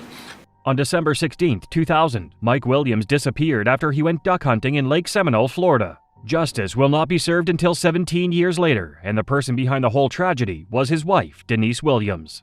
Mike and Denise got married in 1994 and had one daughter. Their life was happy and simple. As a hobby, Mike enjoyed duck hunting and would often go every morning. In 1999, Mike bought a $1 million life insurance policy from a man named Brian Winchester. Winchester was a childhood friend of Denise and soon became best friends with Brian as well. In the afternoon of December 16, 2000, Denise called her father to tell him that Mike had not come back from his hunting trip. Denise's father and Winchester drove around the areas where they knew Mike went frequently. Near a boat launch, they found his car and called the Conservation Commission. A search team was organized, but they had to stop after a storm blew in. Mike was believed to have drowned because his boat was found with a shotgun in the boat. Because of the way the lake was, he might have been trapped under the stumps and hydrilla beds in the deep waters. Mike's body wasn't found, and the speculation was that his body had been found by alligators who had dragged his body away. The night after the search ended and Mike was declared legally dead, Denise held a memorial for her husband. While Denise accepted that her husband was gone, his mother, Cheryl Williams, refused to accept this. So she took out ads in the paper, wrote to police officers, and soon started writing a letter a day to the governor of Florida. In the meantime, Denise had cashed in on Mike's insurance policy and received $1.5 million. 5 years later, she married Winchester and they continued to live in the house that Denise and Mike had lived in together. Cheryl Williams didn't give up looking for her son because she believed that he could not have drowned in the lake. Even though the case was closed twice, she remained persistent until things began to change again. When detectives looked closer, they discovered that it was not possible for alligators to have been looking for food at the time Mike went missing.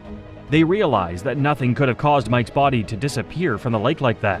Soon enough, they started considering the option of whether the lake wasn't even where he went missing. A huge break came in the case almost 16 years later. Winchester and Denise had gotten a divorce on account of Winchester's sex addiction. On August 5, 2016, Denise saw someone climb into the back seat of her car, and it turned out to be Winchester. He pointed a gun at her and told her the reason he was doing this was because she was blocking his calls and text messages. Denise was able to convince him not to do anything rash. She also promised that she wouldn't go to the police, so he let her go. Denise went straight to the police and told them that Winchester had kidnapped her. He was sentenced to 20 years in prison for that crime. In 2017, it suddenly came out that Mike's remains had been found. Mike's remains were found 5 miles from where he grew up, and the DNA they could extract from his remains matched his mother's own. Denise was arrested and charged with first-degree murder, conspiracy to commit first-degree murder, and accessory after the fact. Winchester soon confessed that he and Denise had planned Mike's murder so they could be together and get his insurance money. Winchester admitted to shooting Mike in the face after he tried to drown him but failed. He said that since he could not get Mike to drown, he killed him and buried him where his remains were later found. Denise was found guilty of all charges and sentenced to life in prison. She did not say anything in court and remained mute for most of the sessions. Mike's mother talked in court, however. I wrote 2,600 letters to the governor of Florida asking for help in finding my son. After her sentencing, all of Mike's assets were given to his daughter, who is now 20 years old. As part of the deal that Denise took, her daughter was not allowed to pay for any of her mother's legal fees. Denise is serving her sentence at the Florida Women's Reception Center. Denise didn't pay for her crimes for a long time. The same cannot be said about our next case. Cousin's house. Somebody has shot him or something's happened. He's passed away. Okay, what's his address? Okay, how old is he? 69. Are we certain he's gone? Yes, ma'am. Okay. Judith Nix and her husband had been divorced since 2011, but they kept in touch and lived together for most of the time. They had been married for 25 years before this, and they both had children from previous relationships. On March 21, 2016, Judith called 911 saying that she found Keith Nix dead from a gunshot wound. She was dropping dinner off for him when she discovered this. When the dispatcher asked if Keith was suicidal, she said he was. Judith told the police officers that she called Keith earlier, but he didn't answer the phone. She said he must have committed suicide. However, when investigators started looking, they discovered that Keith had been shot twice. To them, it made no sense that a person who committed suicide could shoot themselves twice in the head. The autopsy also revealed that he was dead 14 hours before Judith called 911. The investigation started and Michelle, Judith's first daughter, was part of the people first questioned. Michelle claimed that Keith was abusive and that she and her sister, Angela, didn't get along with him. She also contradicted the story her mother had told the police. She was soon arrested and charged with suspicion of being an accessory to murder after the fact. When Judith heard this, she came in and confessed. She said that on the morning of the murder, Keith had threatened her because she owed him $21,000 for spending heavily on her daughters. She claimed that he had threatened to shoot her, and they struggled for the gun. She took possession and the gun went off twice and killed Keith. However, holes were in this story because Keith's bedroom showed no signs of struggle. Because of this, she was arrested and charged with first-degree murder. Her daughters were not innocent either because they had helped her clean the scene of the crime. Investigation showed that Judith would get the house if Keith died before her. She could then sell the house and use it to pay other debts. She was charged to court, and in exchange for dropping all charges, Judith's daughters agreed to testify against their mother. A year after Keith was murdered, Judith was found guilty of first-degree murder and sentenced to life in prison with the possibility of parole after 45 years. Judith Nix's tragic actions shocked those who learned of her case, but the next story reveals a devastating act of betrayal. Keandria Cook, a young woman whose violent choices shattered a family and left a community searching for answers.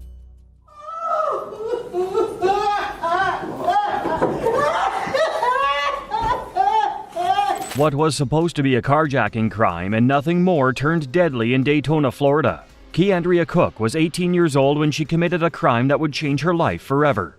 Cook had been dating her boyfriend, Kendrick Bass, for a while before he proposed a business opportunity to help them get money faster. Cook agreed to this, and they began devising a plan.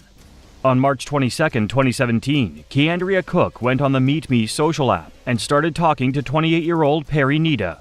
Cook then lured Perry from Palm Coast to South Daytona with talks of sex and marijuana. Nita agreed to meet with Cook and told her he was on his way. He invited 18-year-old Emmanuel Purcell to ride along with him. When they got to the location, they met Cook as she promised, and she got into the pickup truck with Nita and Purcell. After she entered the pickup, Bass waited for a while before he jumped in the back seat with a gun. When Purcell noticed this, he pushed Bass, who shot Purcell before he and Cook escaped. Purcell survived and soon talked to the police about what had happened. 2 days after this happened, Cook and Bass teamed up for another carjacking. It was at the time that Cook was arrested.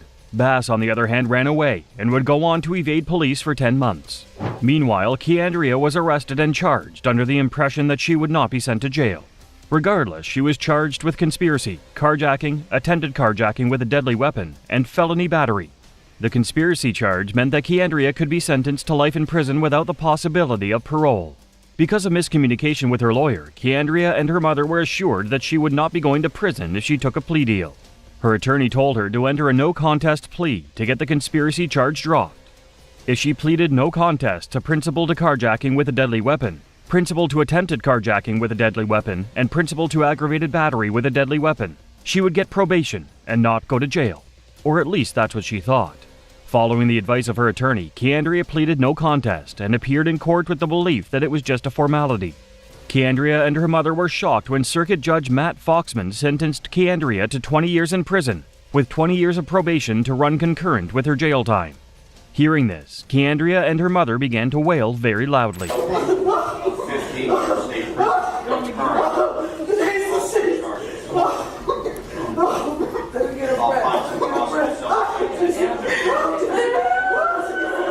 This courtroom footage quickly went viral and gained millions of views from netizens.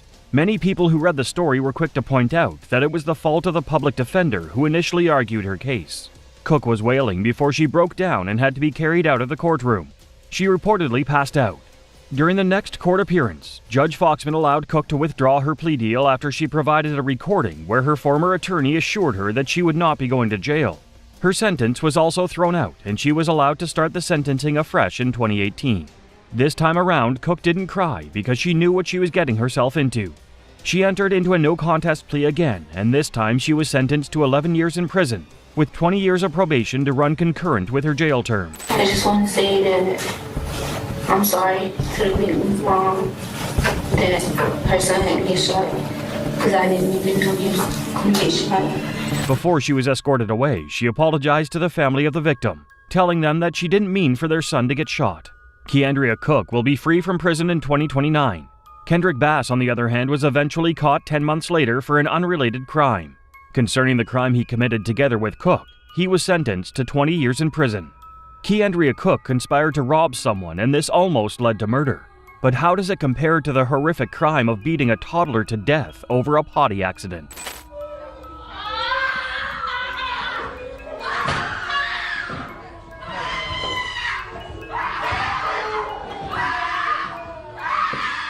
How bad of a mess can a toddler make to make it justifiable to beat her to death? Well, for 25-year-old Erica Butts and Shanita Cunningham, all the toddler had to do was urinate on the floor. In 2009, Leisha Richardson took her 3-year-old daughter Serenity Richardson to visit her godmother. Erica Butts was Serenity's godmother and Leisha's best friend since childhood. Erica lived in Somerville, North Carolina with her lover, Shanita Cunningham. Serenity was supposed to be at Butts' home for 2 weeks. Little did Leisha know that this was the last time she would see her daughter alive. Serenity had a potty accident in their home while she was staying there. She had urinated on the floor. Because of this, Erica and Shanita beat Serenity with a belt and multiple plastic coat hangers. The two of them continued to beat her until Serenity became unresponsive. When the two of them noticed this, they put bleach under her nose in an attempt to revive her. When she did not respond, they put her body on ice.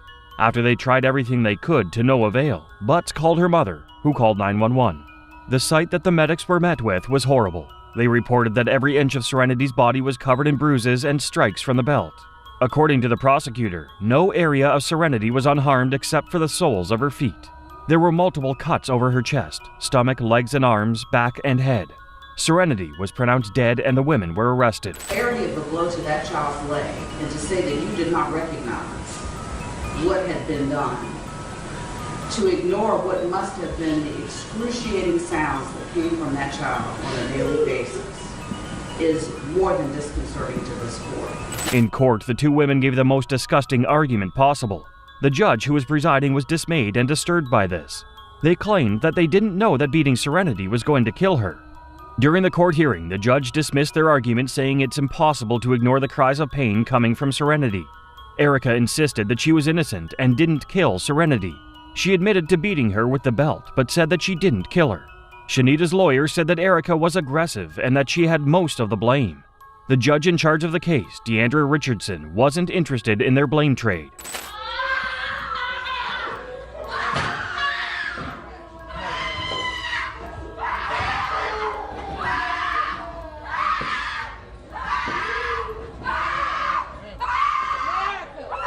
Shanita pled guilty to the charges, but Erica maintained her innocence. Despite this, the two of them were sentenced to life in prison without the possibility of parole. When they heard this, the two of them collapsed on the floor in the courtroom.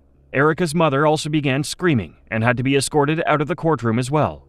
The two convicts were wheeled away to start their sentences. Where Erica and Shanita actively murdered Serenity, how does it compare to Sarah Boone, who locked her boyfriend inside a suitcase and left him to die? Were you in fear? Always. If he would have gotten out of the suitcase, what would he have done to you? Like he used to tell me, he probably would have made me unrecognizable, or I would have lost my life. In February 2020, 42-year-old George Torres suffocated to death after he was zipped into a suitcase. His girlfriend, also 42 years old, Sarah Boone, was arrested the next day and charged with second-degree murder. Before George died, he had a history of being violent towards Sarah Boone. He was arrested more than 10 times for assaulting Boone, yet every time Sarah bailed him out. On February 24, 2020, Sarah called 911 and told them Torres was dead. She said that they had been playing hide-and-seek when they thought it would be funny to see if George would fit inside a suitcase. Before this, they shared a bottle of wine and were tipsy. George got into the suitcase and Sarah zipped him up. She then went upstairs, accidentally fell asleep, and forgot that Torres was in the suitcase. When she woke up, he was dead. That was what she claimed happened. During the investigation, Sarah was very cooperative and even handed her phone over to investigators. They found 2 disturbing videos that suggested that Sarah was not being truthful. Allegedly, one of the videos showed Boone laughing as Torres begged her to let him out. Instead, she laughed and said, "That's what you do when you choke me. And that's what I feel like when you cheat on me." When she was asked, she said she didn't remember the videos. I zipped him up. We thought it was funny, and we're joking about how he was small enough to fit inside of the suitcase. When Sarah went to court, she recounted the details as she remembered it. She said that they had laughed about how small he was. Sarah was incredibly difficult to work with as well. 8 different attorneys were appointed by the state and all 8 of them withdrew. After this, the judge ruled that Sarah had forfeited her right to court-appointed counsel. Sarah represented herself until July 2024, when she submitted a letter that said she was looking for a lawyer. James Owens represented her and tried to get a plea agreement for manslaughter. However, Sarah Boone rejected this. Were you in fear? Always. If he would have gotten out of the suitcase, what would he have done to you? Like he used to tell me, he probably would have made me unrecognizable, or I would have lost my life. She told the court that she didn't intend to kill him and that she was innocent. Eventually, the defense argued that Boone suffered from battered woman syndrome. Sarah went on to talk about how she was sometimes scared of George, especially when he was drunk or high. She said that this was when he would get violent towards her. She said that at that moment, when he was locked in the suitcase, she wanted him to feel a little discomfort compared to what she felt from him constantly. Despite the arguments that Sarah made, she was found guilty of second-degree murder. She will be sentenced on December 2nd, 2024. We now turn to the haunting story of Michelle Blair. Can you talk me through the type of abuse that you had to suffer as a kid? You mean sexual abuse? If that's what happened? That definitely did happen to me. That's why I know exactly how would have grew up. Gabby Blair, daughter of Michelle Blair, described her mom as a ticking time bomb, always ready to explode at the slightest provocation. According to Gabby, Michelle had a short fuse, and any touch or slight provocation would set her off. As the siblings grew older, the mistreatment they endured from their mother intensified. Mentally, verbally, and physically, Gabby and her siblings were subjected to an increasingly severe form of punishment, which depended on Michelle's mood. Defendants charged in count 1 homicide, murder, first degree premeditated. Count 2 homicide, murder, first degree premeditated. Count 3 felony murder. Count 4 felony murder. According to Gabby, Michelle regularly used extension cords and belts to beat her and her siblings. The violence escalated in August 2012 when Michelle became convinced that her 9-year-old son, Stephen Barry, was assaulting his other siblings. In a desperate attempt to uncover the truth, Michelle embarked on an interrogation of her younger children, who denied any wrongdoing. However, under relentless questioning, Gabby and her siblings eventually confessed that Stephen had assaulted them. She said he died about a week later and that it was witnessed by 2 kids. Armed with the confirmation of abuse from her younger children, Michelle embarked on a path of unimaginable horror. She retrieved an extension cord and started to strangle her 9-year-old son with the cord so tight that she lifted him off the ground. Over the next few days, the abuse of Stephen continued, with Michelle denying him food, putting him in a plastic bag, and torturing him until he died. After Stephen's death, Gabby was forced to take part in her mother's horrendous plan. Can you imagine? Talking about You want to talk about your surviving children, though, Michelle? You didn't ever consider turning yourself in? If my son told me. Michelle ordered Gabby to store her brother's body in the freezer. Gabby later described her life as a never-ending nightmare, haunted by the knowledge that her brother lay lifeless in the freezer. She described living in constant fear of her mother, always being cautious about what she said around her, as she was terrified of the consequences of speaking out. In her confession, she says she killed 15-year-old Stony Ann Blair and 8-year-old Stephen Barry because they were harming her youngest son. With Michelle's son, Stephen, out of the picture, her paranoia reached new heights. She started to focus her attention on Stony Blair, her 13-year-old daughter. Michelle was convinced that Stony had assaulted the younger children in the home. All right, Ms. Blair, we're here today because you've indicated that you want to plead guilty to 2 of the counts that are identified in the information, since much of today's proceeding will be... Michelle repeatedly asked her youngest son if Stony had harmed him, and he lied out of fear, saying yes. However, in reality, Stony had not done anything. Despite the lack of evidence, Michelle's paranoia fueled her belief that Stony posed a threat to her family. Right up under my nose. So, man, I don't regret none of this. I don't regret any of it. It's my son. That's my baby. It's no way. In May 2013, Michelle took matters into her own hands. She hit Stony in the head with a 2x4, causing severe injuries. She then proceeded to strangle Stony with a shirt while Stony was still alive. Michelle forced Gabby to assist in placing the teenager's body in the freezer. Michelle then threatened Gabby, saying she would first kill Gabby's only surviving brother and then Gabby and herself if Gabby told anyone about what happened to Stoney and Stephen. In her confession, she says she killed 15-year-old Stoney Ann Blair and 8-year-old Stephen Barry because they were harming her youngest son since he was in diapers. 2 years later, Michelle was evicted from the home for failure to pay rent. When an eviction crew arrived to get Michelle and her children out of the house, they made a horrifying discovery. They found Stoney and Stephen's frozen bodies in the freezer. First degree committed in the presence of another child. Appearances for the record, please. Karen Goldcraft for the people. Ronnie Sermon on behalf of the people. Good morning. Good morning. Good morning, Your Honor. Wyatt Harris on behalf. Michelle Blair was arrested and charged with 2 counts of felony murder, premeditated murder, and torture. Several months after, Michelle pleaded guilty and was sentenced to life without the possibility of parole. During the sentencing hearing, Michelle expressed her willingness to accept the death penalty if Michigan were to offer it. However, the judge was quick to point out that she had already imposed the death penalty on her children, to which Michelle replied, "I did." Both fathers failed to support, care for their children for 2 years, at least 2 years. And for them to now come before this court and say we should be entitled to unsupervised. Before the judge handed down the sentence, Michelle could address the court. Instead of taking responsibility for her actions, she shifted the blame to the fathers of her 4 children, claiming they had played no role in their lives. Her defense attempted to mitigate the circumstances of Michelle's conviction by highlighting that she had little education before becoming a mother herself. They were aware of abuse in 2002 and 2005. Michelle's demeanor throughout the trial painted a picture of a cold, calculating individual. She showed virtually no remorse for the crimes she had committed, referring to her dead children as demons and displacing an eerie detachment from her actions. When addressing the judge, Michelle unapologetically asserted that she never lied about anything and was perfectly fine in her twisted way. Moving from the disturbing reality of Michelle Blair's case, we now confront the unsettling story of Diana Lovejoy. K. McDavid, guilty of the crime of conspiracy to commit murder.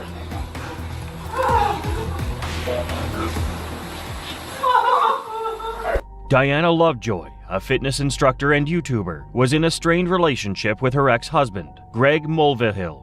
As the pair battled over details concerning their contentious divorce, including the custody of their young son. Lovejoy, born on the 26th of October 1972, had dated Mulvihill for a year before the couple got married in 2007. However, the marriage faced problems right from the start, as Lovejoy suffered numerous miscarriages before she finally had a son. And within 7 years of their marriage, Lovejoy had filed for divorce. The long court case following the divorce filing only strained the relationship between the couple further, as the initial full custody and child support benefits granted to Lovejoy for their then 3-year-old son was changed for the couple to share instead. Lovejoy was also required to pay Mulvihill $120,000 as she kept their family house in Carlsbad, California. Lovejoy did pay Mulvihill the required sum, but she never wanted to share custody of her only child, so, in a surprising twist, she hatched a sinister plan to execute her ex-husband. On the 4th of September 2016, Mulvihill received a call from someone pretending to be a private investigator who threatened him with alleged evidence of his mistreatment towards his wife, which could be used against him in court. The caller was able to convince Mulvihill to go to a remote location near Rancho Santa Fe to collect the evidence. And on reaching there with his friend Jason around 11 p.m., Mulvihill was shot in his side after spotting someone in the bushes. However, the bullet missed his heart and he was able to survive the shooting.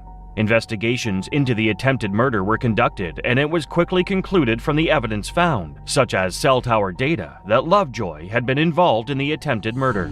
The man behind the gun was also discovered to be former Marine, as well as Lovejoy's gun instructor and lover, Weldon McDavid, who had made a run for it after his failed attempt. The AR-15 rifle he used was later found in his garage. After the pair were arrested a week later, it was revealed that Lovejoy had paid McDavid $2,000 to assassinate her ex-husband to get him out of the picture with concerns over their son. During a court hearing, Lovejoy alleged that Mulvihill had mistreated her and her young son. However, both Mulvihill and the prosecutors disapproved of the claims. Investigators discovered surveillance footage of Lovejoy from less than a month before the attempted murder, where she purchased the burner phone which McDavid had used to call Mulvihill on that fateful night. And on the 13th of November 2016, a jury found Lovejoy and McDavid guilty of attempted murder and conspiracy to commit murder. Video footage captured from the courtroom showed Lovejoy's unexpected reaction when the verdict on her charges was pronounced. Immediately, the guilty verdict was read. Lovejoy, who had been staring blankly ahead while sitting beside her attorney, suddenly slumped as her head hit the desk. There were murmurs of both shock and concern around the courtroom as it had appeared that Lovejoy had gone unconscious. Court officers had to rush to lay her on the floor before she was eventually rushed to the hospital, where it was confirmed that she had fainted. Lovejoy was eventually sentenced in December to 26 years in prison, while McDavid received a 50-year sentence for being the one who pulled the trigger on Lovejoy's husband. As we shift from the harrowing tale of Diana Lovejoy, we find ourselves facing the chilling story of Camilla Gamet. You're relentless, you stab, you stab, you stab, you stab, you stab until he was dead. In 2013, Camilla Gamet was living with her 38-year-old boyfriend, Marcel Hill, in Jackson, Michigan. The pair had opposing personalities, as Marcel, who suffered with multiple mental and physical disabilities, was described to be a friendly, childlike man and worked at a fast food joint. On the other hand, Gamet, who had a difficult childhood living in 13 different foster homes, was known to be a substance user who had an abusive nature and a tendency for violent outbursts. Gamet had previously been arrested for assaulting an ex-boyfriend and would bring the same mistreatment behavior to her relationship with Hill, often bullying and seriously assaulting him. One time, Gamet stabbed Hill with a knife and stitched up the wound afterwards. She also punctured his lung in another assault incident. And in a third incident, she hit him in the head with a hammer. On all three occasions, Hill chose not to report Gamet to the authorities, and he wouldn't live to rue his inactions. On the 18th of May, 2013, Gamet and Hill got into a brutal physical fight where, in a fit of rage, Gamet absolutely violated Hill, bludgeoning and stabbing him multiple times with a knife and frying pan till he was unconscious and cutting the torso of his dead body open. Hearing the racket coming from their home, a neighbor called 911, and when police arrived, they were met with a house in complete disarray. Furniture had been smashed. The knife and frying pan, as well as Gamet, were covered in Hill's blood.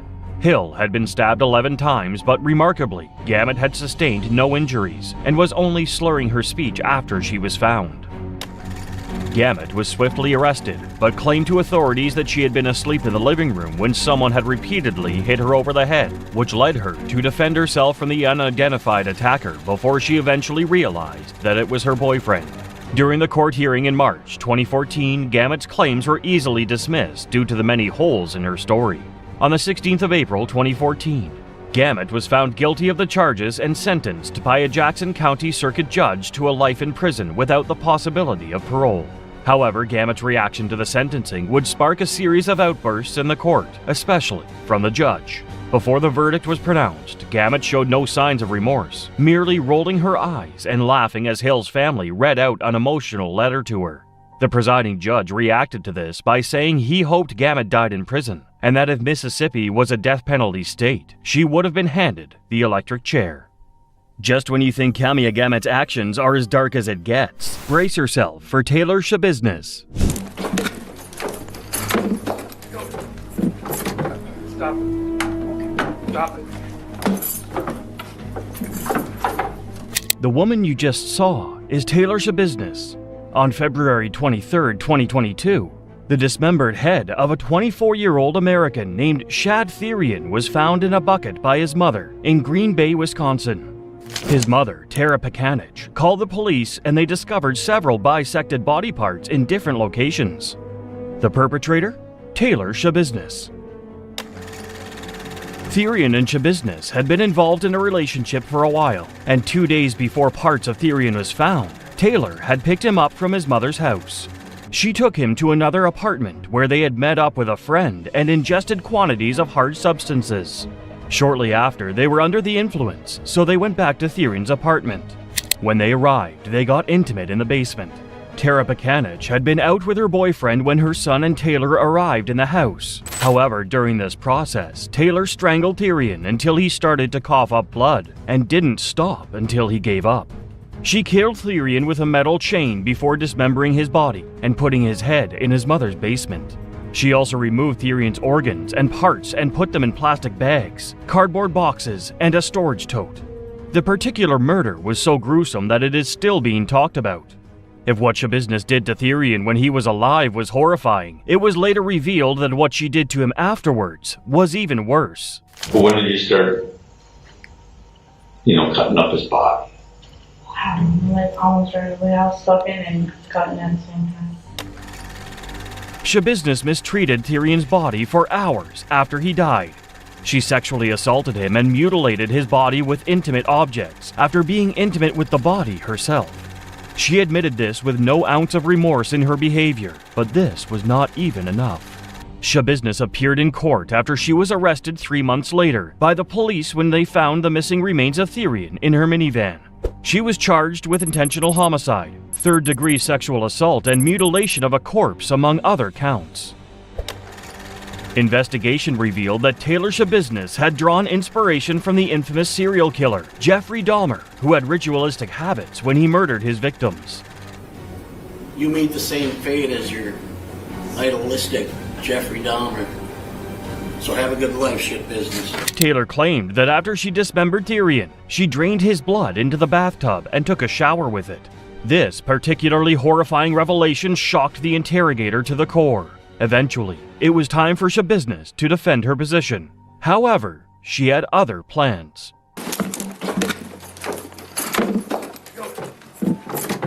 Stop it. Stop it. During this court appearance on February 23rd, Shabiznes suddenly attacked her lawyer, shocking everyone who was in the courtroom at the time. She hit him in the face before the lawyer fended her off himself, before the officers in the courtroom tried to subdue her.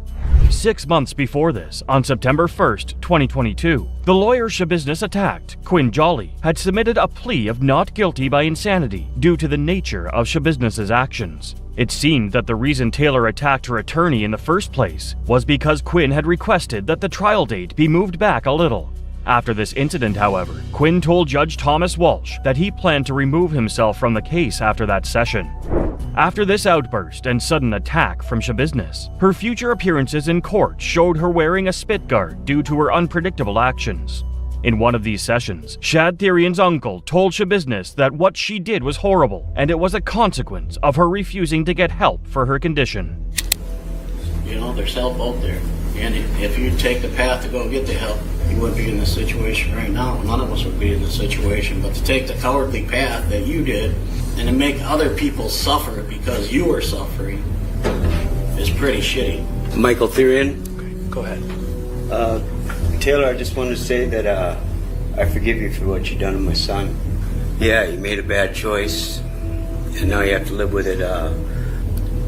Like I said, I forgive you, and I'm going to ask the judge if he can, if she can see the streets again sometime, Shabiznes showed no remorse for anything she had done and was seen smirking on multiple occasions. Judge Walsh didn't think this was right or even permitted in any way, because what Taylor did was so terrifying that the judge said that it offended human decency. The jury took only 30 minutes to decide on their verdicts, and they found Shabiznes guilty of all charges. Even though Shabiznes' new attorney had insisted on a plea of not guilty on the basis of insanity, the jury said that the murder was premeditated and calculated. Shabiznes was sentenced to life imprisonment without the possibility of parole, and she showed little to no emotion as her sentence was read to her. We now turn our attention to Shayna Hubers, a young woman whose tumultuous relationship ended in a shocking act of violence. Has led to her shooting Ryan Poston to death in 2012. Snapped my neck because of the way that he was jerking my head around.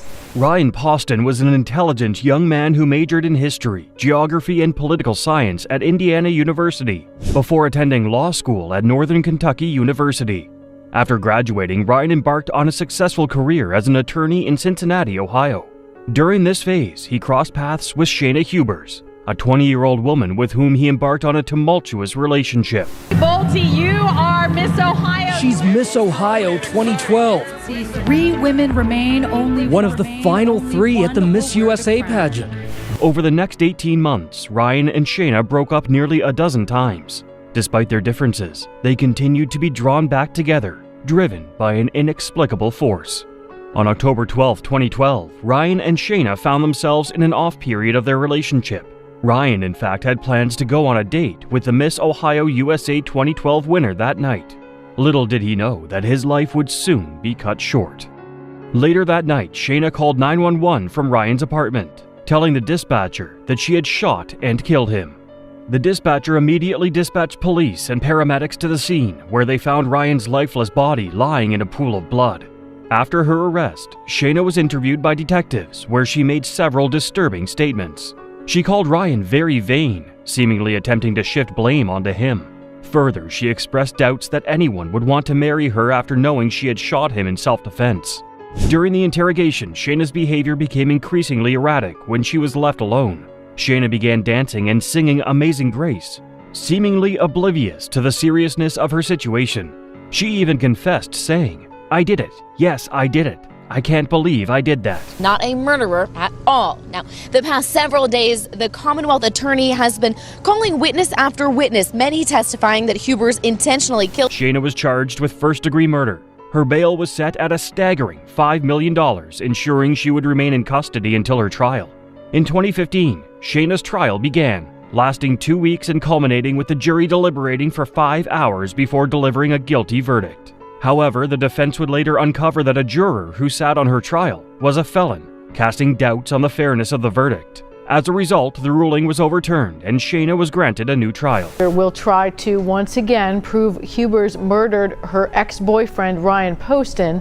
Hubers says it was an act of self-defense when she shot Poston in his Highland Heights condo. In 2018, Shayna faced trial for the second time in connection to the tragic murder of her boyfriend, Ryan Poston. This trial brought attention to the relationship between Shayna and Ryan, which delved into explicit details of their romantic life. The defense argued that Ryan's behavior towards Shayna was like a yo-yo, pushing her away and then pulling her back, causing confusion and mixed messages. However, the prosecution presented a compelling argument, reminding jurors that it was Shayna who closed the distance between them and fired the initial shot, ultimately choosing to shoot him in the head 5 more times. We believe was a family member or a friend. Opening statements were made this morning in which the prosecution said that Shayna Hubers was a cold, calculating woman. According to the prosecutors, Shayna was relentless in her pursuit of Ryan. They presented evidence showing that she texted and called him excessively. Furthermore, during the interrogation process, Shayna was recorded saying, "I'm good at acting." This statement raised suspicions among the prosecution, as they believed she was putting on a facade to deceive the police. We, the jury, find the defendant guilty of murder. Guilty! The woman who shot her boyfriend because he was about to ditch her for a Miss USA contest. After the jury left to deliberate, it ultimately took 5 hours for them to once again find Shayna guilty of Ryan's murder. As the guilty verdict was read, Shayna leaned forward, buried her face in her attorney's lap, and cried. During the sentencing phase, the judge told Shayna that her actions were grossly violent and intentionally calculated. This assessment led him to conclude that a life sentence was the most appropriate punishment. The jury found that you intentionally murdered Ryan Poston. You picked up Mr. Poston's gun from the kitchen table and shot him 6 times. As Judge Zala handed down the sentence, the courtroom remained silent. Shayna maintained an emotionless expression, seemingly unaffected by the gravity of the situation. In an attempt to sway the judge, Shayna's attorney requested a mistrial. However, the judge denied the motion. In the next case, we'll delve into the chilling tale of Dynell Lane, a heinous female murderer who committed a truly unimaginable act. She's spoken publicly about what happened on that day in March just once. She said that when Lane started attacking her, she told her that she loved her, hoping that she might stop. Wilkins says Lane responded, "If you love me, you will let me do this." On March 18, 2018, Michelle Wilkins, 7 months pregnant, responded to a Craigslist advertisement for baby clothes. Michelle had no way of knowing that her encounter with Dynell Lane, a 35-year-old woman, would turn into a horrifying nightmare. Dynell Lane invited Michelle into her home under the guise of selling baby clothes. However, when Michelle arrived, she discovered that Dynell had other intentions. After the verdict, Michelle Wilkins sat in a quiet room and reflected on the most difficult time of her life. I forgive her whether she asked my forgiveness or not. She also shared a tragically personal moment. Dynell led Michelle down to the basement where her sinister plan unfolded. In the basement, Dynell, armed with a lava lamp, violently assaulted Michelle. She hit Michelle in the head, leaving her disoriented. Escalating the situation, Dynell used a piece of broken glass to stab Michelle in the neck. With Michelle helpless on the ground, Dinell, in a twisted act of violence, cut open Michelle's stomach and removed the unborn baby girl from her uterus. I did all the things that, a mom would want to do. I read to her, I dressed her, but not being able to witness her first breath. After cutting baby Aurora from her mother's womb, Dinell left Michelle to bleed out in the basement. Dinell's husband, David Ridley, arrived home from work. When he arrived, he found Dinell covered in blood. And they go back into this bedroom. This is their room number 10. And let me tell you what happened. Dinell, in a panicked state, told David that she had a miscarriage in the upstairs bathtub. David and Dinell rushed the baby girl to the hospital, hoping to save her life. Unfortunately, the baby did not survive. So the record will be clear. I'll try to ask you specific questions, and you can answer them best you can. So you then went downstairs with the defendant? Yeah. Michelle Wilkins miraculously survived the assault and was taken to the hospital herself. When Michelle was receiving treatment, the doctors became suspicious of Dinell's story. The doctors noticed that she showed no signs of having just given birth, leading them to question her account. Now this is one of those questions of why. Who knows why? David Ridley told you he didn't want kids. You know that Miss Lane had 2 other children of her own. Soon, the truth began to unfold. It was revealed that Dinell had lied to her husband and children for months about being pregnant. She had created a ruse to make everyone believe that she was having a baby, even going as far as posting fake ultrasound photos on social media. Now this is one of those questions of why. Who knows why? David Ridley told you he didn't want kids. You know that Miss Lane had 2 other children of her own. Why did she fake this pregnancy? We don't know. However, as Dinell's fake due date approached, she found herself in need of a baby. Desperate to fill her desires, she created an ad online and lured an unsuspecting pregnant woman to her home. Her goal was to steal the baby and continue her facade of being pregnant. As we get into things starting today, of course, jury selection begins and 300 potential jurors will be summoned. Of course, that will be narrowed down to just a few. Dinell was charged with attempted first-degree murder, 2 counts of first-degree assault, 2 counts of second-degree assault, and unlawful termination of a pregnancy. She was unable to be charged with the baby's death due to Colorado law. Despite this technicality, the jurors still convicted Dinell on all charges, and the judge sentenced her to 100 years in prison. Lane, in prior court appearances, she remains in custody at the Boulder County Jail on $2 million bond, and if she gets convicted... Throughout the trial, Dinell maintained a stoic demeanor, showing no emotion as the case details unfolded. However, upon hearing the judge's sentencing, Dinell broke down in tears. One of the trial's most compelling moments came when an interview tape was played for the jury. Lane admitted to strangling Wilkins, then she admitted to cutting out Wilkins' baby. Listen. I got the knife that she had. In this tape, Dinell claimed that Michelle possessed the knife during the altercation. Although this statement was refuted by other evidence, it seemed to elicit a reaction from Dinell, as she could be seen crying during the playback. While Dinell herself chose not to testify, her friends and family felt the emotional impact of her case deeply.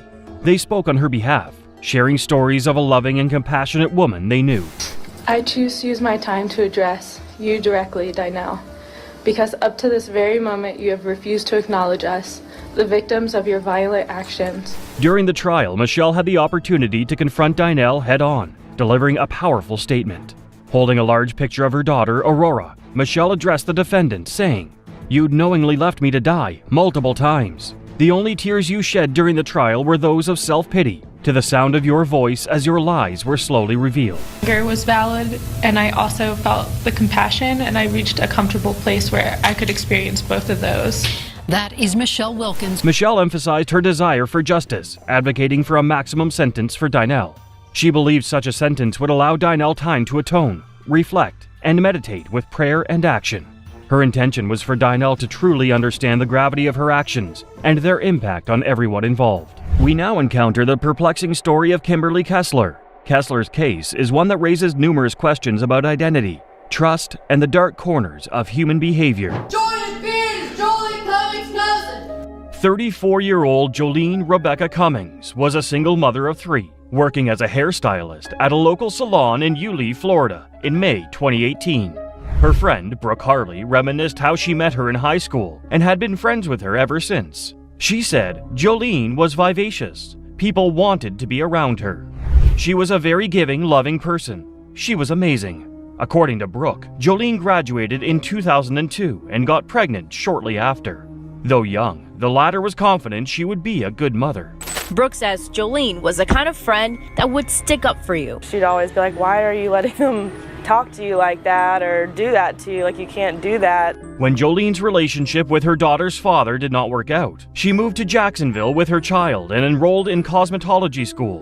Jolene's mother, Ann Johnson, recounted how her daughter was ecstatic about getting the job and was slowly building her clientele. On May 13, 2018, it was Mother's Day and Jolene's birthday. Ann stated her daughter always bought her flowers on that day. When Jason pulled into the driveway around 6 p.m. and said Jolene did not meet him in Hillard as per their predetermined arrangement to pick up the children, Ann started getting worried. Jason said, "I would have heard from her. Her daughter definitely would have heard from her." Ann knew something was wrong when Jolene did not pick up her calls and contacted the Fernandina Beach Police Department to file a missing person report. The 34-year-old was last noticed leaving her workplace around 5 p.m. on May 12th and was never seen again. According to the authorities, she has been murdered, but her remains have not been found to date. The police suspected her body was dismembered and secretly disposed of. The investigators decided to build a timeline leading up to Jolene's disappearance and contacted the owners of the Tangles Hair Salon to learn she had been tasked to close up the salon on May 12th at 5 p.m. Furthermore, the owners informed the officers that she was with a new employee named Jennifer Seibert and provided them with her address and contact number. Soon, the investigators found Jolene's beige Ford Expedition on May 15th in the Home Depot parking lot in Yulee. They checked the surveillance footage to discover Jennifer walking from the parking lot and going into a nearby gas station after parking the car on May 13th at around 1:17 a.m. Suspecting she was involved, the police returned to the salon to learn she had not reported to her work ever since. Kimberly, who was going under the fake alias of Jennifer Seibert, was charged with first-degree murder in September 2018 and was also charged with 2 counts of battery on a law enforcement officer after allegedly stripping nude and flinging feces at them. As per the show, her antics inside the jail and court, including going on a hunger strike, were to be ruled mentally incompetent to stand on trial. However, she was found guilty of first-degree murder and sentenced to life in prison without the possibility of parole in December 2021. According to her inmate records, Kimberly is in her mid-50s and is serving her sentence at the Lowell Correctional Institution in Marion County, Florida. Kimberly Kessler wove a web of lies that culminated in a shocking act of violence, but the next case is just as disturbing. Ezra McCandless. The courts and Alex's family, but most of all, Alex's parents. I want to say how sorry I am. They have lost their son. On March 23, 2018, the body of 24-year-old Alex Woodworth was found in a 2003 Chevy Impala on a dirt road. He had been stabbed 16 times in his head, neck, groin, and torso. Only a few hours before, Ezra McCandless had knocked on the door of a dairy farmer with blood, bruises, and mud all over her. She was barefoot and asked for help and a doctor, saying that she had been attacked. The farmer called 911 for help, hoping to help the girl who looked like she just had a close shave with death. Little did he know that there was something more sinister about this woman.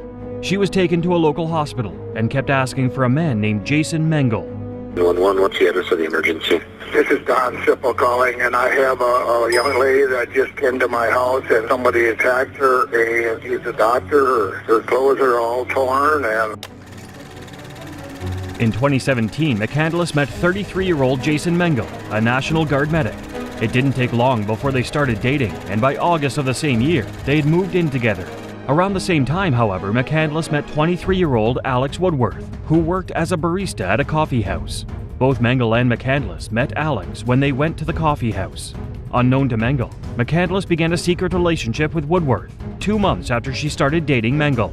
This relationship would continue for months until Mengel found out in February 2018. After Jason came back from National Guard duty one time, he found out that McCandless had been cheating on him with Woodworth and another man named Mr. J. Hansen.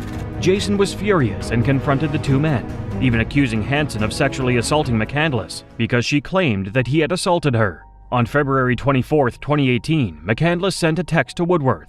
saying she never wanted to see him again because he caused her relationship with Mengele to end. Now that both relationships had ended, McCandless started pining for Mengele again. She sent him text messages and journals saying that she was angry at herself for betraying him and kept trying to see him. Jason Mengele refused because he didn't want to have anything to do with her, but McCandless didn't give up. She started looking for ways to run into Mengele. On March 27, 2018, Mengele was at the coffee house where Woodworth worked when Ezra suddenly showed up. Even though they texted the day before, she didn't mention that she would be in town. Woodworth was not at work that day, and Ezra told Mengele that she had some items to return to him, so she went to his house. Because Ezra had been acting strange, Mengele rode his bike over to Woodworth's house and saw that Ezra was with him. He entered the house and saw them talking, but said that he didn't think that they were supposed to be together alone. However, when the police came up to Mengele outside the house after a janitor had called them, Mengele left with them. This was the last time that anyone saw Woodworth alive.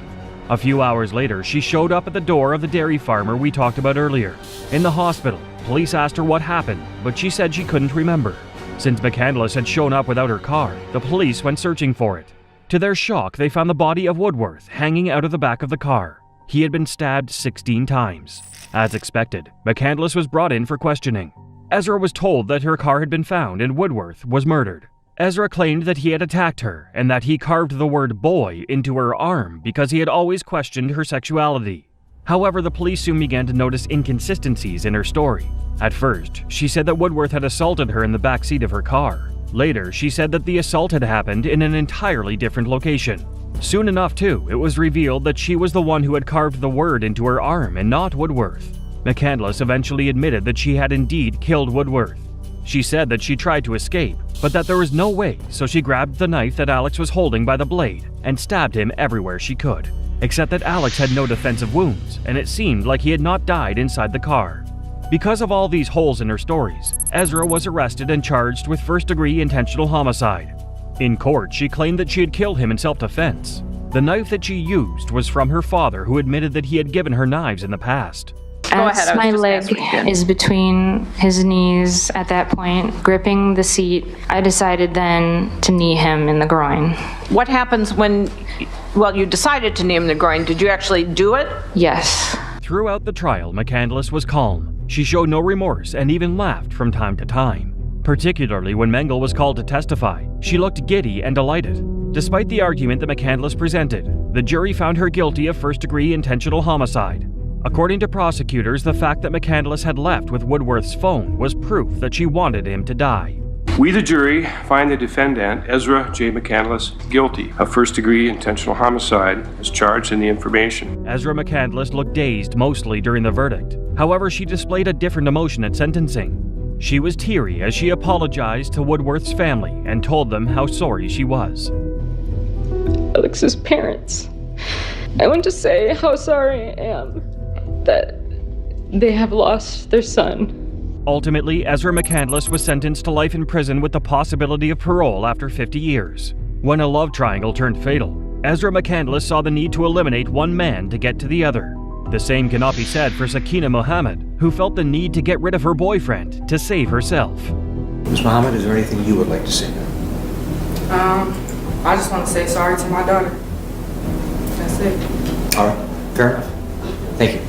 On March 13, 2022, Wyoming police responded to an apartment after a woman said she heard her daughter and her boyfriend arguing on the phone when she called. Her daughter was 21-year-old Sakina Mohammed, and her boyfriend was 27-year-old Quan Andre Winston Jr. When police got to the home, Winston was found dead and shot in the head. His body was at the bottom of the stairwell, and there was no one else in the house. Sakina Mohammed and her 11-month-old daughter that she shared with Winston were missing. The next day, Sakina turned herself in and told the police that she had killed Winston in self-defense. She told the police that Winston was choking her and that she decided she already had enough and shot him. Winston and Sakina had a violent relationship, and Winston had been arrested for assault and domestic violence twice before. He had a lengthy history of violence, and at the time, things were very tense between the two. He had just pleaded no contest to aggravated assault and domestic violence when he went to the house he shared with Sakina and their daughter. Even though there was a court order that protected Sakina from him, Winston ignored the order and went there regardless. It is not sure what they were arguing about, but when things got too heated, Sakina claimed that Winston started strangling her, and in self-defense, she pointed the gun at him. According to witnesses, Winston was begging for his life after Sakina pointed the gun at him. Allegedly, when Winston begged Sakina not to kill him, she responded and told him, "No, bro, you're dead," before shooting him. 30 minutes before she murdered Winston, Sakina posted on social media that she was single as a MF. Sakina was charged with first-degree murder, homicide open murder, and felony firearms. Even though she claimed that she had shot him in self-defense, the jury rejected her claims based on evidence. It was revealed that Sakina was standing too far away from Winston to have shot him in self-defense. The jury found Sakina guilty of all charges, and it was time to deliver the verdict. Sakina showed no form of remorse for what she did, and said only one sentence in court. Ms. Muhammad, is there anything you would like to say? I just want to say sorry to my daughter. That's it. All right, fair enough. Thank you. Ultimately, she was sentenced to life in prison without the possibility of parole.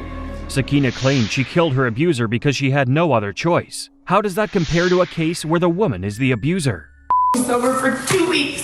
2 weeks. 2 weeks. And now why am I not sober? Because of you.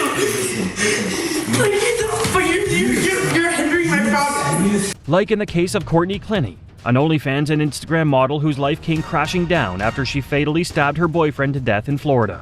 On April 3rd, 2022, Clinny called 911 and told them that her boyfriend, 27-year-old Christian Obumsley, had been stabbed during an argument between them. When the police got there, they found Clinny covered in her boyfriend's blood and in a state of panic. My boyfriend's blood is all over. I know, but you can't. Unfortunately, you can't go in there. You can't go in the apartment. Clinny admitted to killing Obumsley, but she said that she had done it in self-defense. She said she had thrown the knife at him from 10 feet away after Obumsley had thrown her on the ground. Immediately after this happened, Clinny checked herself into a mental health institution in Hawaii. She was recovering from substance abuse and post-traumatic stress disorder. During that period, the investigation was going on, and soon the details that began to come up showed that Clinny was not telling the truth about what actually happened. The medical examiner revealed that the wound was not something that could have been caused by throwing a knife. Consequently, Clinny was arrested in August 2022 on second-degree murder charges. After this, the story started changing, and evidence began to show that Clinny was actually the aggressor and attacker in the relationship. According to witnesses and friends, the two of them had a very violent and toxic relationship. They said that they had witnessed Clinny throw weapons at Obumsley on different occasions. In 2021, Clinny had been arrested for assaulting Obumsley in Las Vegas, a month before the fatal stabbing. Video footage showed Clinny getting violent in an elevator and hitting Obumsley. She repeatedly hit him with her fists and yanked his hair. Eventually, they started hitting each other until the elevator doors opened and they left. In another video, she was recorded yelling at Obumsley in her apartment, hitting him and even telling him to leave their apartment. All of these led to Clinny being held without bail. The investigation then revealed that Clinny's parents were also guilty of charges related to the murder of Obumsley. After the murder happened, Clinny and her parents, Kim and Deborah Clinny, were accused of illegally accessing Obumsley's laptop after prosecutors accessed their iCloud accounts and found incriminating messages. Allegedly, they had accessed his information so that they could delete messages of them calling Obumsley racial slurs because he was black. However, the case was later dropped and Clinny's parents sued the state for burglary in September 2024. So shut up! Get off of me! An audio recording was released where Obumsley could be heard apologizing while they were arguing about an incident that happened.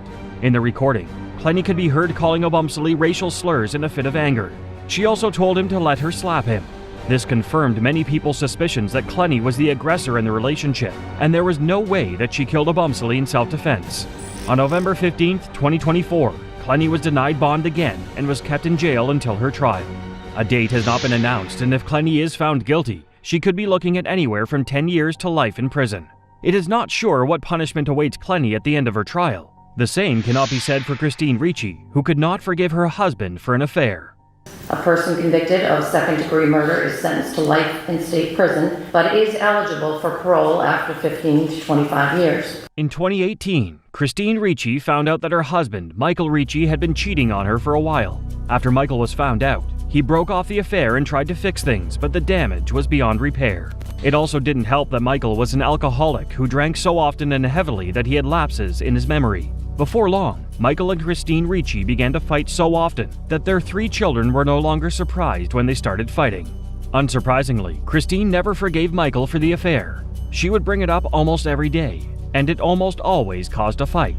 Christine became violent, and according to one of her children, she had grabbed a kitchen knife one time and threatened to stab herself in the stomach. These fights went on for 3 years until January 2021, when things turned deadly. On January 18, 2021, Michael and Christine were arguing when things got extremely heated. Christine took a kitchen knife and stabbed Michael in the heart and the back of his left shoulder. Sophia Ricci, the couple's daughter, was in the house when this happened. She heard her mother yelling and told her to call 911. When the police arrived at the scene, Michael Ricci was pronounced dead and Christine was arrested. During the investigation, Christine claimed that on the day Michael died, they had been having an argument and that Michael had a manic episode. She said that this had happened countless times, and she grabbed a steak knife to scare him off as usual. However, she claimed that instead of him backing away, he lunged at her, and she didn't know that the knife had penetrated his chest until he fell to the ground. Christine Ricci was charged with second-degree murder, assault, and battery with a dangerous weapon. In court, Michael and Christine's children gave emotional impact statements. Their first son talked about how Michael was a good man who served as a good role model to him and everyone around him. My dad was still my hero. He's perhaps the most important person in my life. During her verdict, Christine Ricci was said to be teary and emotional when she learned that she was guilty of the charges leveled against her. In a trial that lasted 5 days in 2024, the jury took 2.5 hours to decide whether she was guilty or not. 3 CR 00153 on offense number 001, wherein the defendant, Christine Ricci, is charged with the crime of murder. Is she guilty or not guilty? Guilty. During Christine Ricci's sentencing, the presiding judge admonished her, saying, "Miss Ricci, within your own soul, you will live with the guilt and burden of Michael Ricci Sr.'s death for the rest of your life." Ultimately, Christine Ricci was sentenced to life in prison with the possibility of parole after 20 years. Christine showed no remorse whatsoever and sat in court emotionless as she received her sentence. Christine Ricci's shocking actions revealed a dark and twisted motive, but the next case takes manipulation to another level. Is your husband Michael? Okay, I'm sorry to tell you, ma'am, he's been killed. He's been killed, man. I'm sorry. No, he's not. Listen. No. In August 2009, Dalia DiPolito was arrested for attempting to hire a hitman to kill her husband. Dalia was a sex worker before she met and married Michael DiPolito in Florida. They had been married for 6 months when things started to turn upside down for the couple. For reasons that were initially unknown, Dalia planned to hire a hitman to kill her husband. The first time, Dalia discussed her sinister plans for her husband with a friend named Mohammed Shahade. After she told him of her plans to kill her husband, she asked for Mohammed's help in doing so. He refused, and unknown to Dalia, he informed the police about these plans. Because of this, Boynton Beach police launched a sting operation for Dalia and had Shahade work as an informant. Bank on Wednesday, I don't know if, I don't know if that's public for you. And he's leaving the house by 8:30, he's gonna go get $10,000. Yeah. I could do it like that, but it is public, I'll get the money. But the thing about it is that it's a harder getaway. After Shahade turned down Dalia's request, she decided to hire a hitman. She found someone and met up with them. Dalia was recorded talking to this hitman and discussing her plans to murder her husband. She was ignorant of this. Dalia also didn't know that the so-called hitman was an undercover cop posing as a hitman. On August 5th, 2009, Dalia returned home from the gym to meet the police at her house and a crime scene. Is your husband Michael? Okay, I'm sorry to tell you, man, he's been killed. He's been killed, man. The police told Dalia that Michael was dead, and she was very emotional when she was informed. This interaction was also recorded before the police took Dalia to the police station, claiming that they needed to tell her the details that they knew. You're going to jail today for solicitation and murder. You're under arrest. That's an undercover police officer. We filmed everything that you did, recorded everything that you did. Except Michael DiPolito was very much alive. The crime scene that Dalia came home to was staged, and it was only when the police had Dalia in custody that they revealed that her husband was still alive. They also recorded her reaction when they told her that the conversation she had with Shahade and the undercover cop had been recorded. Dalia was arrested and charged with solicitation to commit first-degree murder. In court, prosecutors argued that the reason Dalia tried to kill her husband was because she wanted access to his bank account and their townhouse in Palm Beach. Yes, he told me to say that. 5,000% sure, ready to go. I needed to project confidence, and but that's what he told me. I needed to make it look believable. Dalia denied these accusations and gave a bizarre argument for what happened. She claimed that she was being recorded in the hopes of gaining reality TV fame on the internet. She also argued that the hitman scenario was fake and that she and her friend were acting. This argument did not sit right with the court. In 2011, Dahlia was sentenced to 20 years in prison for solicitation to commit first-degree murder. However, the conviction was tossed out because of an improperly selected jury. She was once again charged in 2017, and this time she was sentenced to 16 years in prison.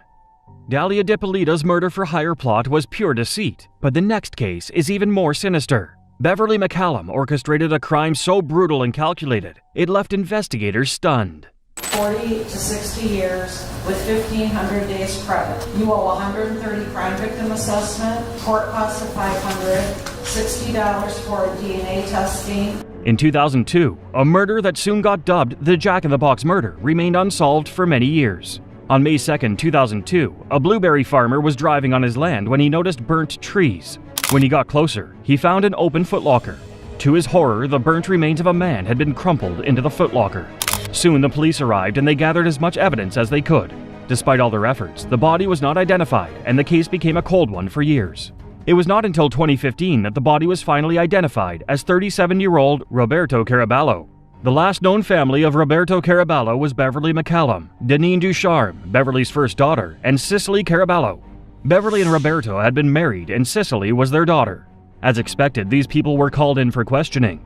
It was revealed that Ducharme had been the one to give information to the police about the body. Eventually, she said that her mother and another man, Christopher McMillan, had joined her in killing Roberto. During interrogation, McMillan said that Beverly had pushed her husband down the basement steps and beat him with a hammer until it became lodged in his skull. He said that while Roberto was still breathing, Beverly wrapped a plastic bag around his head. According to McMillan and Beverly's daughter, she had planned the killing because she wanted to have a test run at being a serial killer. Ducharme and McMillan confessed to playing roles in the murder and mutilation of Roberto's body. Ducharme was found guilty of first-degree murder and sentenced to life in prison. Christopher McMillan was sentenced to 15 to 40 years in prison. Beverly evaded authorities for 5 years after Roberto's body was identified. She was eventually arrested in Italy in 2020. Beverly was extracted to the U.S. and her trial began. Beverly was described as someone dangerous to anyone who got in her way. Prosecutors also argued based on the testimony of her daughter that Beverly had killed Roberto because he was cramping her lifestyle. She was charged with second-degree murder and mutilation of a body. In court, she seemed very disinterested and showed no remorse for her actions. Even though the testimonies of the other two convicts correlated, McCallum said that it was her daughter who had killed her husband. Nobody believed her. Roberto's daughter, who is now 31 years old, gave her impact statement and asked the judge to impose the maximum sentence. Justice must be served, not only for my father, but for those who have forever been changed by her ruthless actions. I formally request restitution and intend to utilize all proceeds to help support children of murdered parents. Despite everything that her daughter said, Beverly McCallum remained stone-faced, bored, and at some point, she even dozed off when her attorney was giving closing arguments. She maintained the same demeanor when the jury gave their verdict. The judge then expressed how she could not understand how someone could show no remorse. Ultimately, Beverly was sentenced to 40 to 60 years in prison. Beverly McCallum's brutal betrayal was shocking, but the next case dives into a twisted web of lies and deceit. Meet Sabrina Lamont, whose deadly plot to eliminate her husband for a new life spiraled out of control. As to count 2, a violation of Penal Code Section 182A with the PC 187A. In 2008, a couple living in California decided to spice things up a little bit by opening their marriage up to other couples. This couple was Robert and Sabrina Lamont. By 2014, Sabrina had grown tired of the lifestyle and wanted them to go back to church and find their faith. However, Robert refused, saying he liked the lifestyle. Even though they opened their relationship to other people, some lines were still not meant to be crossed, like having an affair behind the other person's back. However, this was exactly what Sabrina did. She met Jonathan Hearn, who was a firefighter and a Christian. They bonded over this and soon started seeing each other. Soon after, Robert discovered that the two of them had been sharing intimate texts on Sabrina's phone. Robert confronted her and said that she should end the relationship. Sabrina refused and kept on seeing Hearn. On August 14, 2014, Robert was shot and killed while he was working at the BNSF rail yard. The crime scene was made to look like a botched robbery, but they suspected foul play. CCTV footage showed an unknown man limping from the rail yard around the time of the murder. Police could not identify who this man was until 2 weeks after Robert's death. A friend of Sabrina and Robert called the police and told them that he got a strange voicemail from Hearn who said he was sorry about Rob's death. Because of this, police decided to wiretap Sabrina and Hearn's phones. One of the conversations was them praying and asking God for forgiveness. Even though many things they said in the recordings were intriguing, they said nothing about the murder. But when police decided to give Sabrina false information about the murder investigation to see what she would do, she called Hearn on a burner phone immediately. Sabrina and Hearn were arrested 2 months later on suspicion of killing Robert. In Hearn's house, they found a motorcycle, a helmet, a red bandana, and a backpack. These items matched the description of the unknown man from the footage. She expressed a number of reasons why divorce was not a very appealing option for her, and that was part of what solidified some of our conversations about his eventual demise. Hearn took a plea deal and confessed to killing Robert. He also testified that Sabrina helped him kill her husband because she felt it was a better idea than to divorce him. Hearn also said that there had been a first plan to kill Robert before they resorted to shooting. He claimed that Sabrina had attempted to poison Robert's banana pudding with arsenic. Sabrina denied knowing anything about it, however. Despite this, she was charged with first-degree murder, attempted murder, solicitation for murder, and conspiracy. As to count 2, a violation of Penal Code Section 182A with the PC 187A, probation will be denied and the defendant will be sent to the Department of Corrections for the term prescribed by law of 25 years to life. Ultimately, she was sentenced to 25 years to life in prison. In court, she was not shown on camera, but reporters said that she remained calm and expressionless till she was led away. Unlike Sabrina Lamone, who killed her husband so she could be with another man, Galen Morris killed her boyfriend because he was with another woman.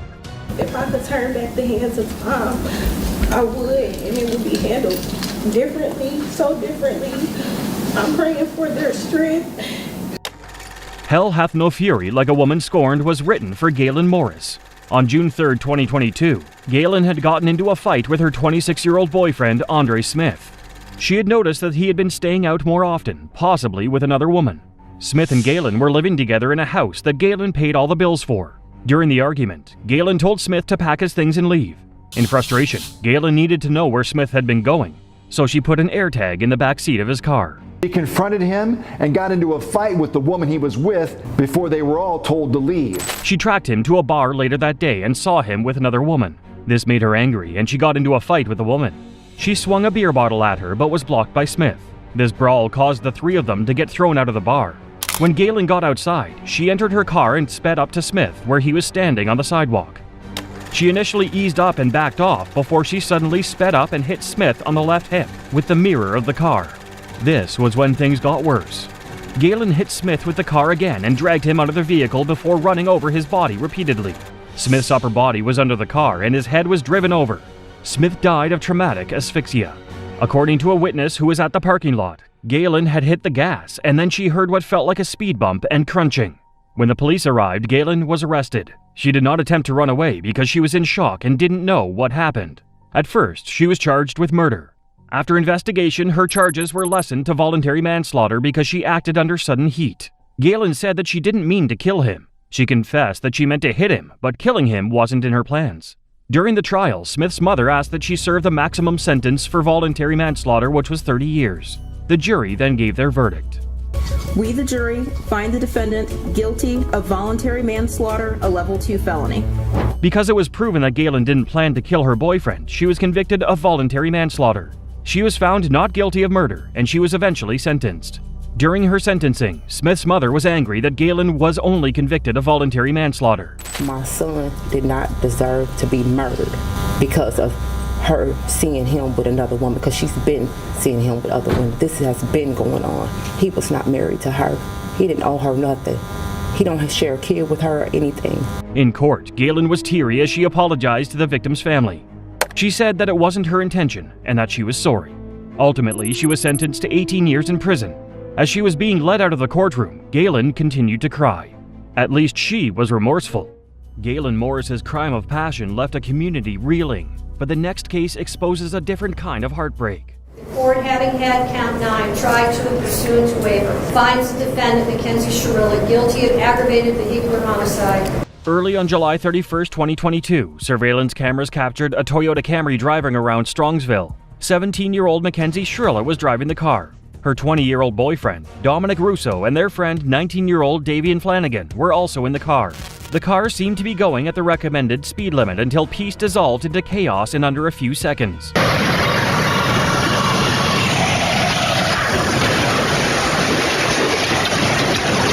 Mackenzie suddenly accelerated at over 100 miles per hour. The car veered off the road and smashed hard into the side of a building. The crash claimed the lives of Dominic and Davian instantly. Mackenzie, on the other hand, survived with injuries to her arms and legs. When police officers arrived, the scene they found was horrific.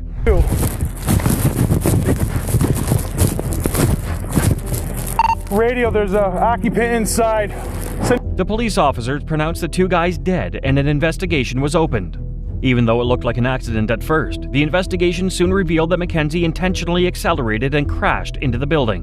Prosecutors started demanding a murder conviction because evidence showed that the gas pedal on the car was pushed to 100 miles per hour, with 100% pressure exerted on the wheel. There was no attempt to push the brakes. It was revealed that she left her foot on the pedal the whole time, and soon enough, Mackenzie Shrilla was arrested and charged with 2 counts of first-degree murder. A trauma surgeon who worked on Shrilla reported that she took responsibility for what happened to her boyfriend and his friend. The defense also admitted that the crash was her fault. However, she didn't do it on purpose, and it was truly an accident. Mackenzie's lawyer desperately tried to show that Mackenzie was innocent and didn't intentionally crash the car. Because of the nature of the trial, it was up to Judge Nancy Margaret Russo to determine what was going to happen to Mackenzie. And for Judge Russo, Mackenzie Shrilla's actions were intentional and she knew what she was doing. The video clearly shows the purpose and intent of the defendant. She chose a course of death and destruction that day. Exhibit 802 crystallizes the deadly decision-making of the defendant. Judge Russo said that Shrilla wanted to kill both boys and probably herself in the crash too. She called her a literal hell on wheels. Despite this, Mackenzie's mother, Natalie Shrilla, desperately begged the court, trying to prove that her daughter wasn't a murderer. She addressed the family of the victims and told the judge that Mackenzie had no memory of the accident. Your Honor, this was a terrible, tragic nightmare accident to have happened that she has no memory of, and she will never emotionally or physically recover of it. She almost died too, and we're asking that you please not run the sentence as consecutive. He was family, and we all loved each other. Ultimately, the decision came down to Judge Russo, and she presented the state's verdict. Mackenzie was found guilty of first-degree murder, and it was time to hear the victim impact statements. The sister of Davian Flanagan asked the judge to give Mackenzie the longest sentence possible. I would like you to give Mackenzie the longest possible sentence. Dominic Russo's brother also took the stand and let the court know that Mackenzie was the most selfish person he knew. Mackenzie's statement in the hospital to Detective Azu, "Can't you just take my license away for 10 years or something?" That statement is Mackenzie Shrilla. The most selfish person I know. Ironically, Dom was the most selfless person I know. Mackenzie also addressed the court and the families of her victims, apologizing to them while in tears. I wish I could remember what happened. I'm just so sorry. I'm heartbroken. I love Dom and Davian. We were all friends and Dom was my soulmate. I wish I could take all your pain away, and I'm so sorry. Mackenzie was sentenced to 15 years to life in prison for the murder of Dominic Russo and Davian Flanagan. The stories of these female murderers reveal the depths of human darkness and the price of their actions. But there are even more shocking cases waiting to be uncovered. The next video on screen dives into another disturbing chapter of crime and justice, one you won't be able to look away from. Don't miss it.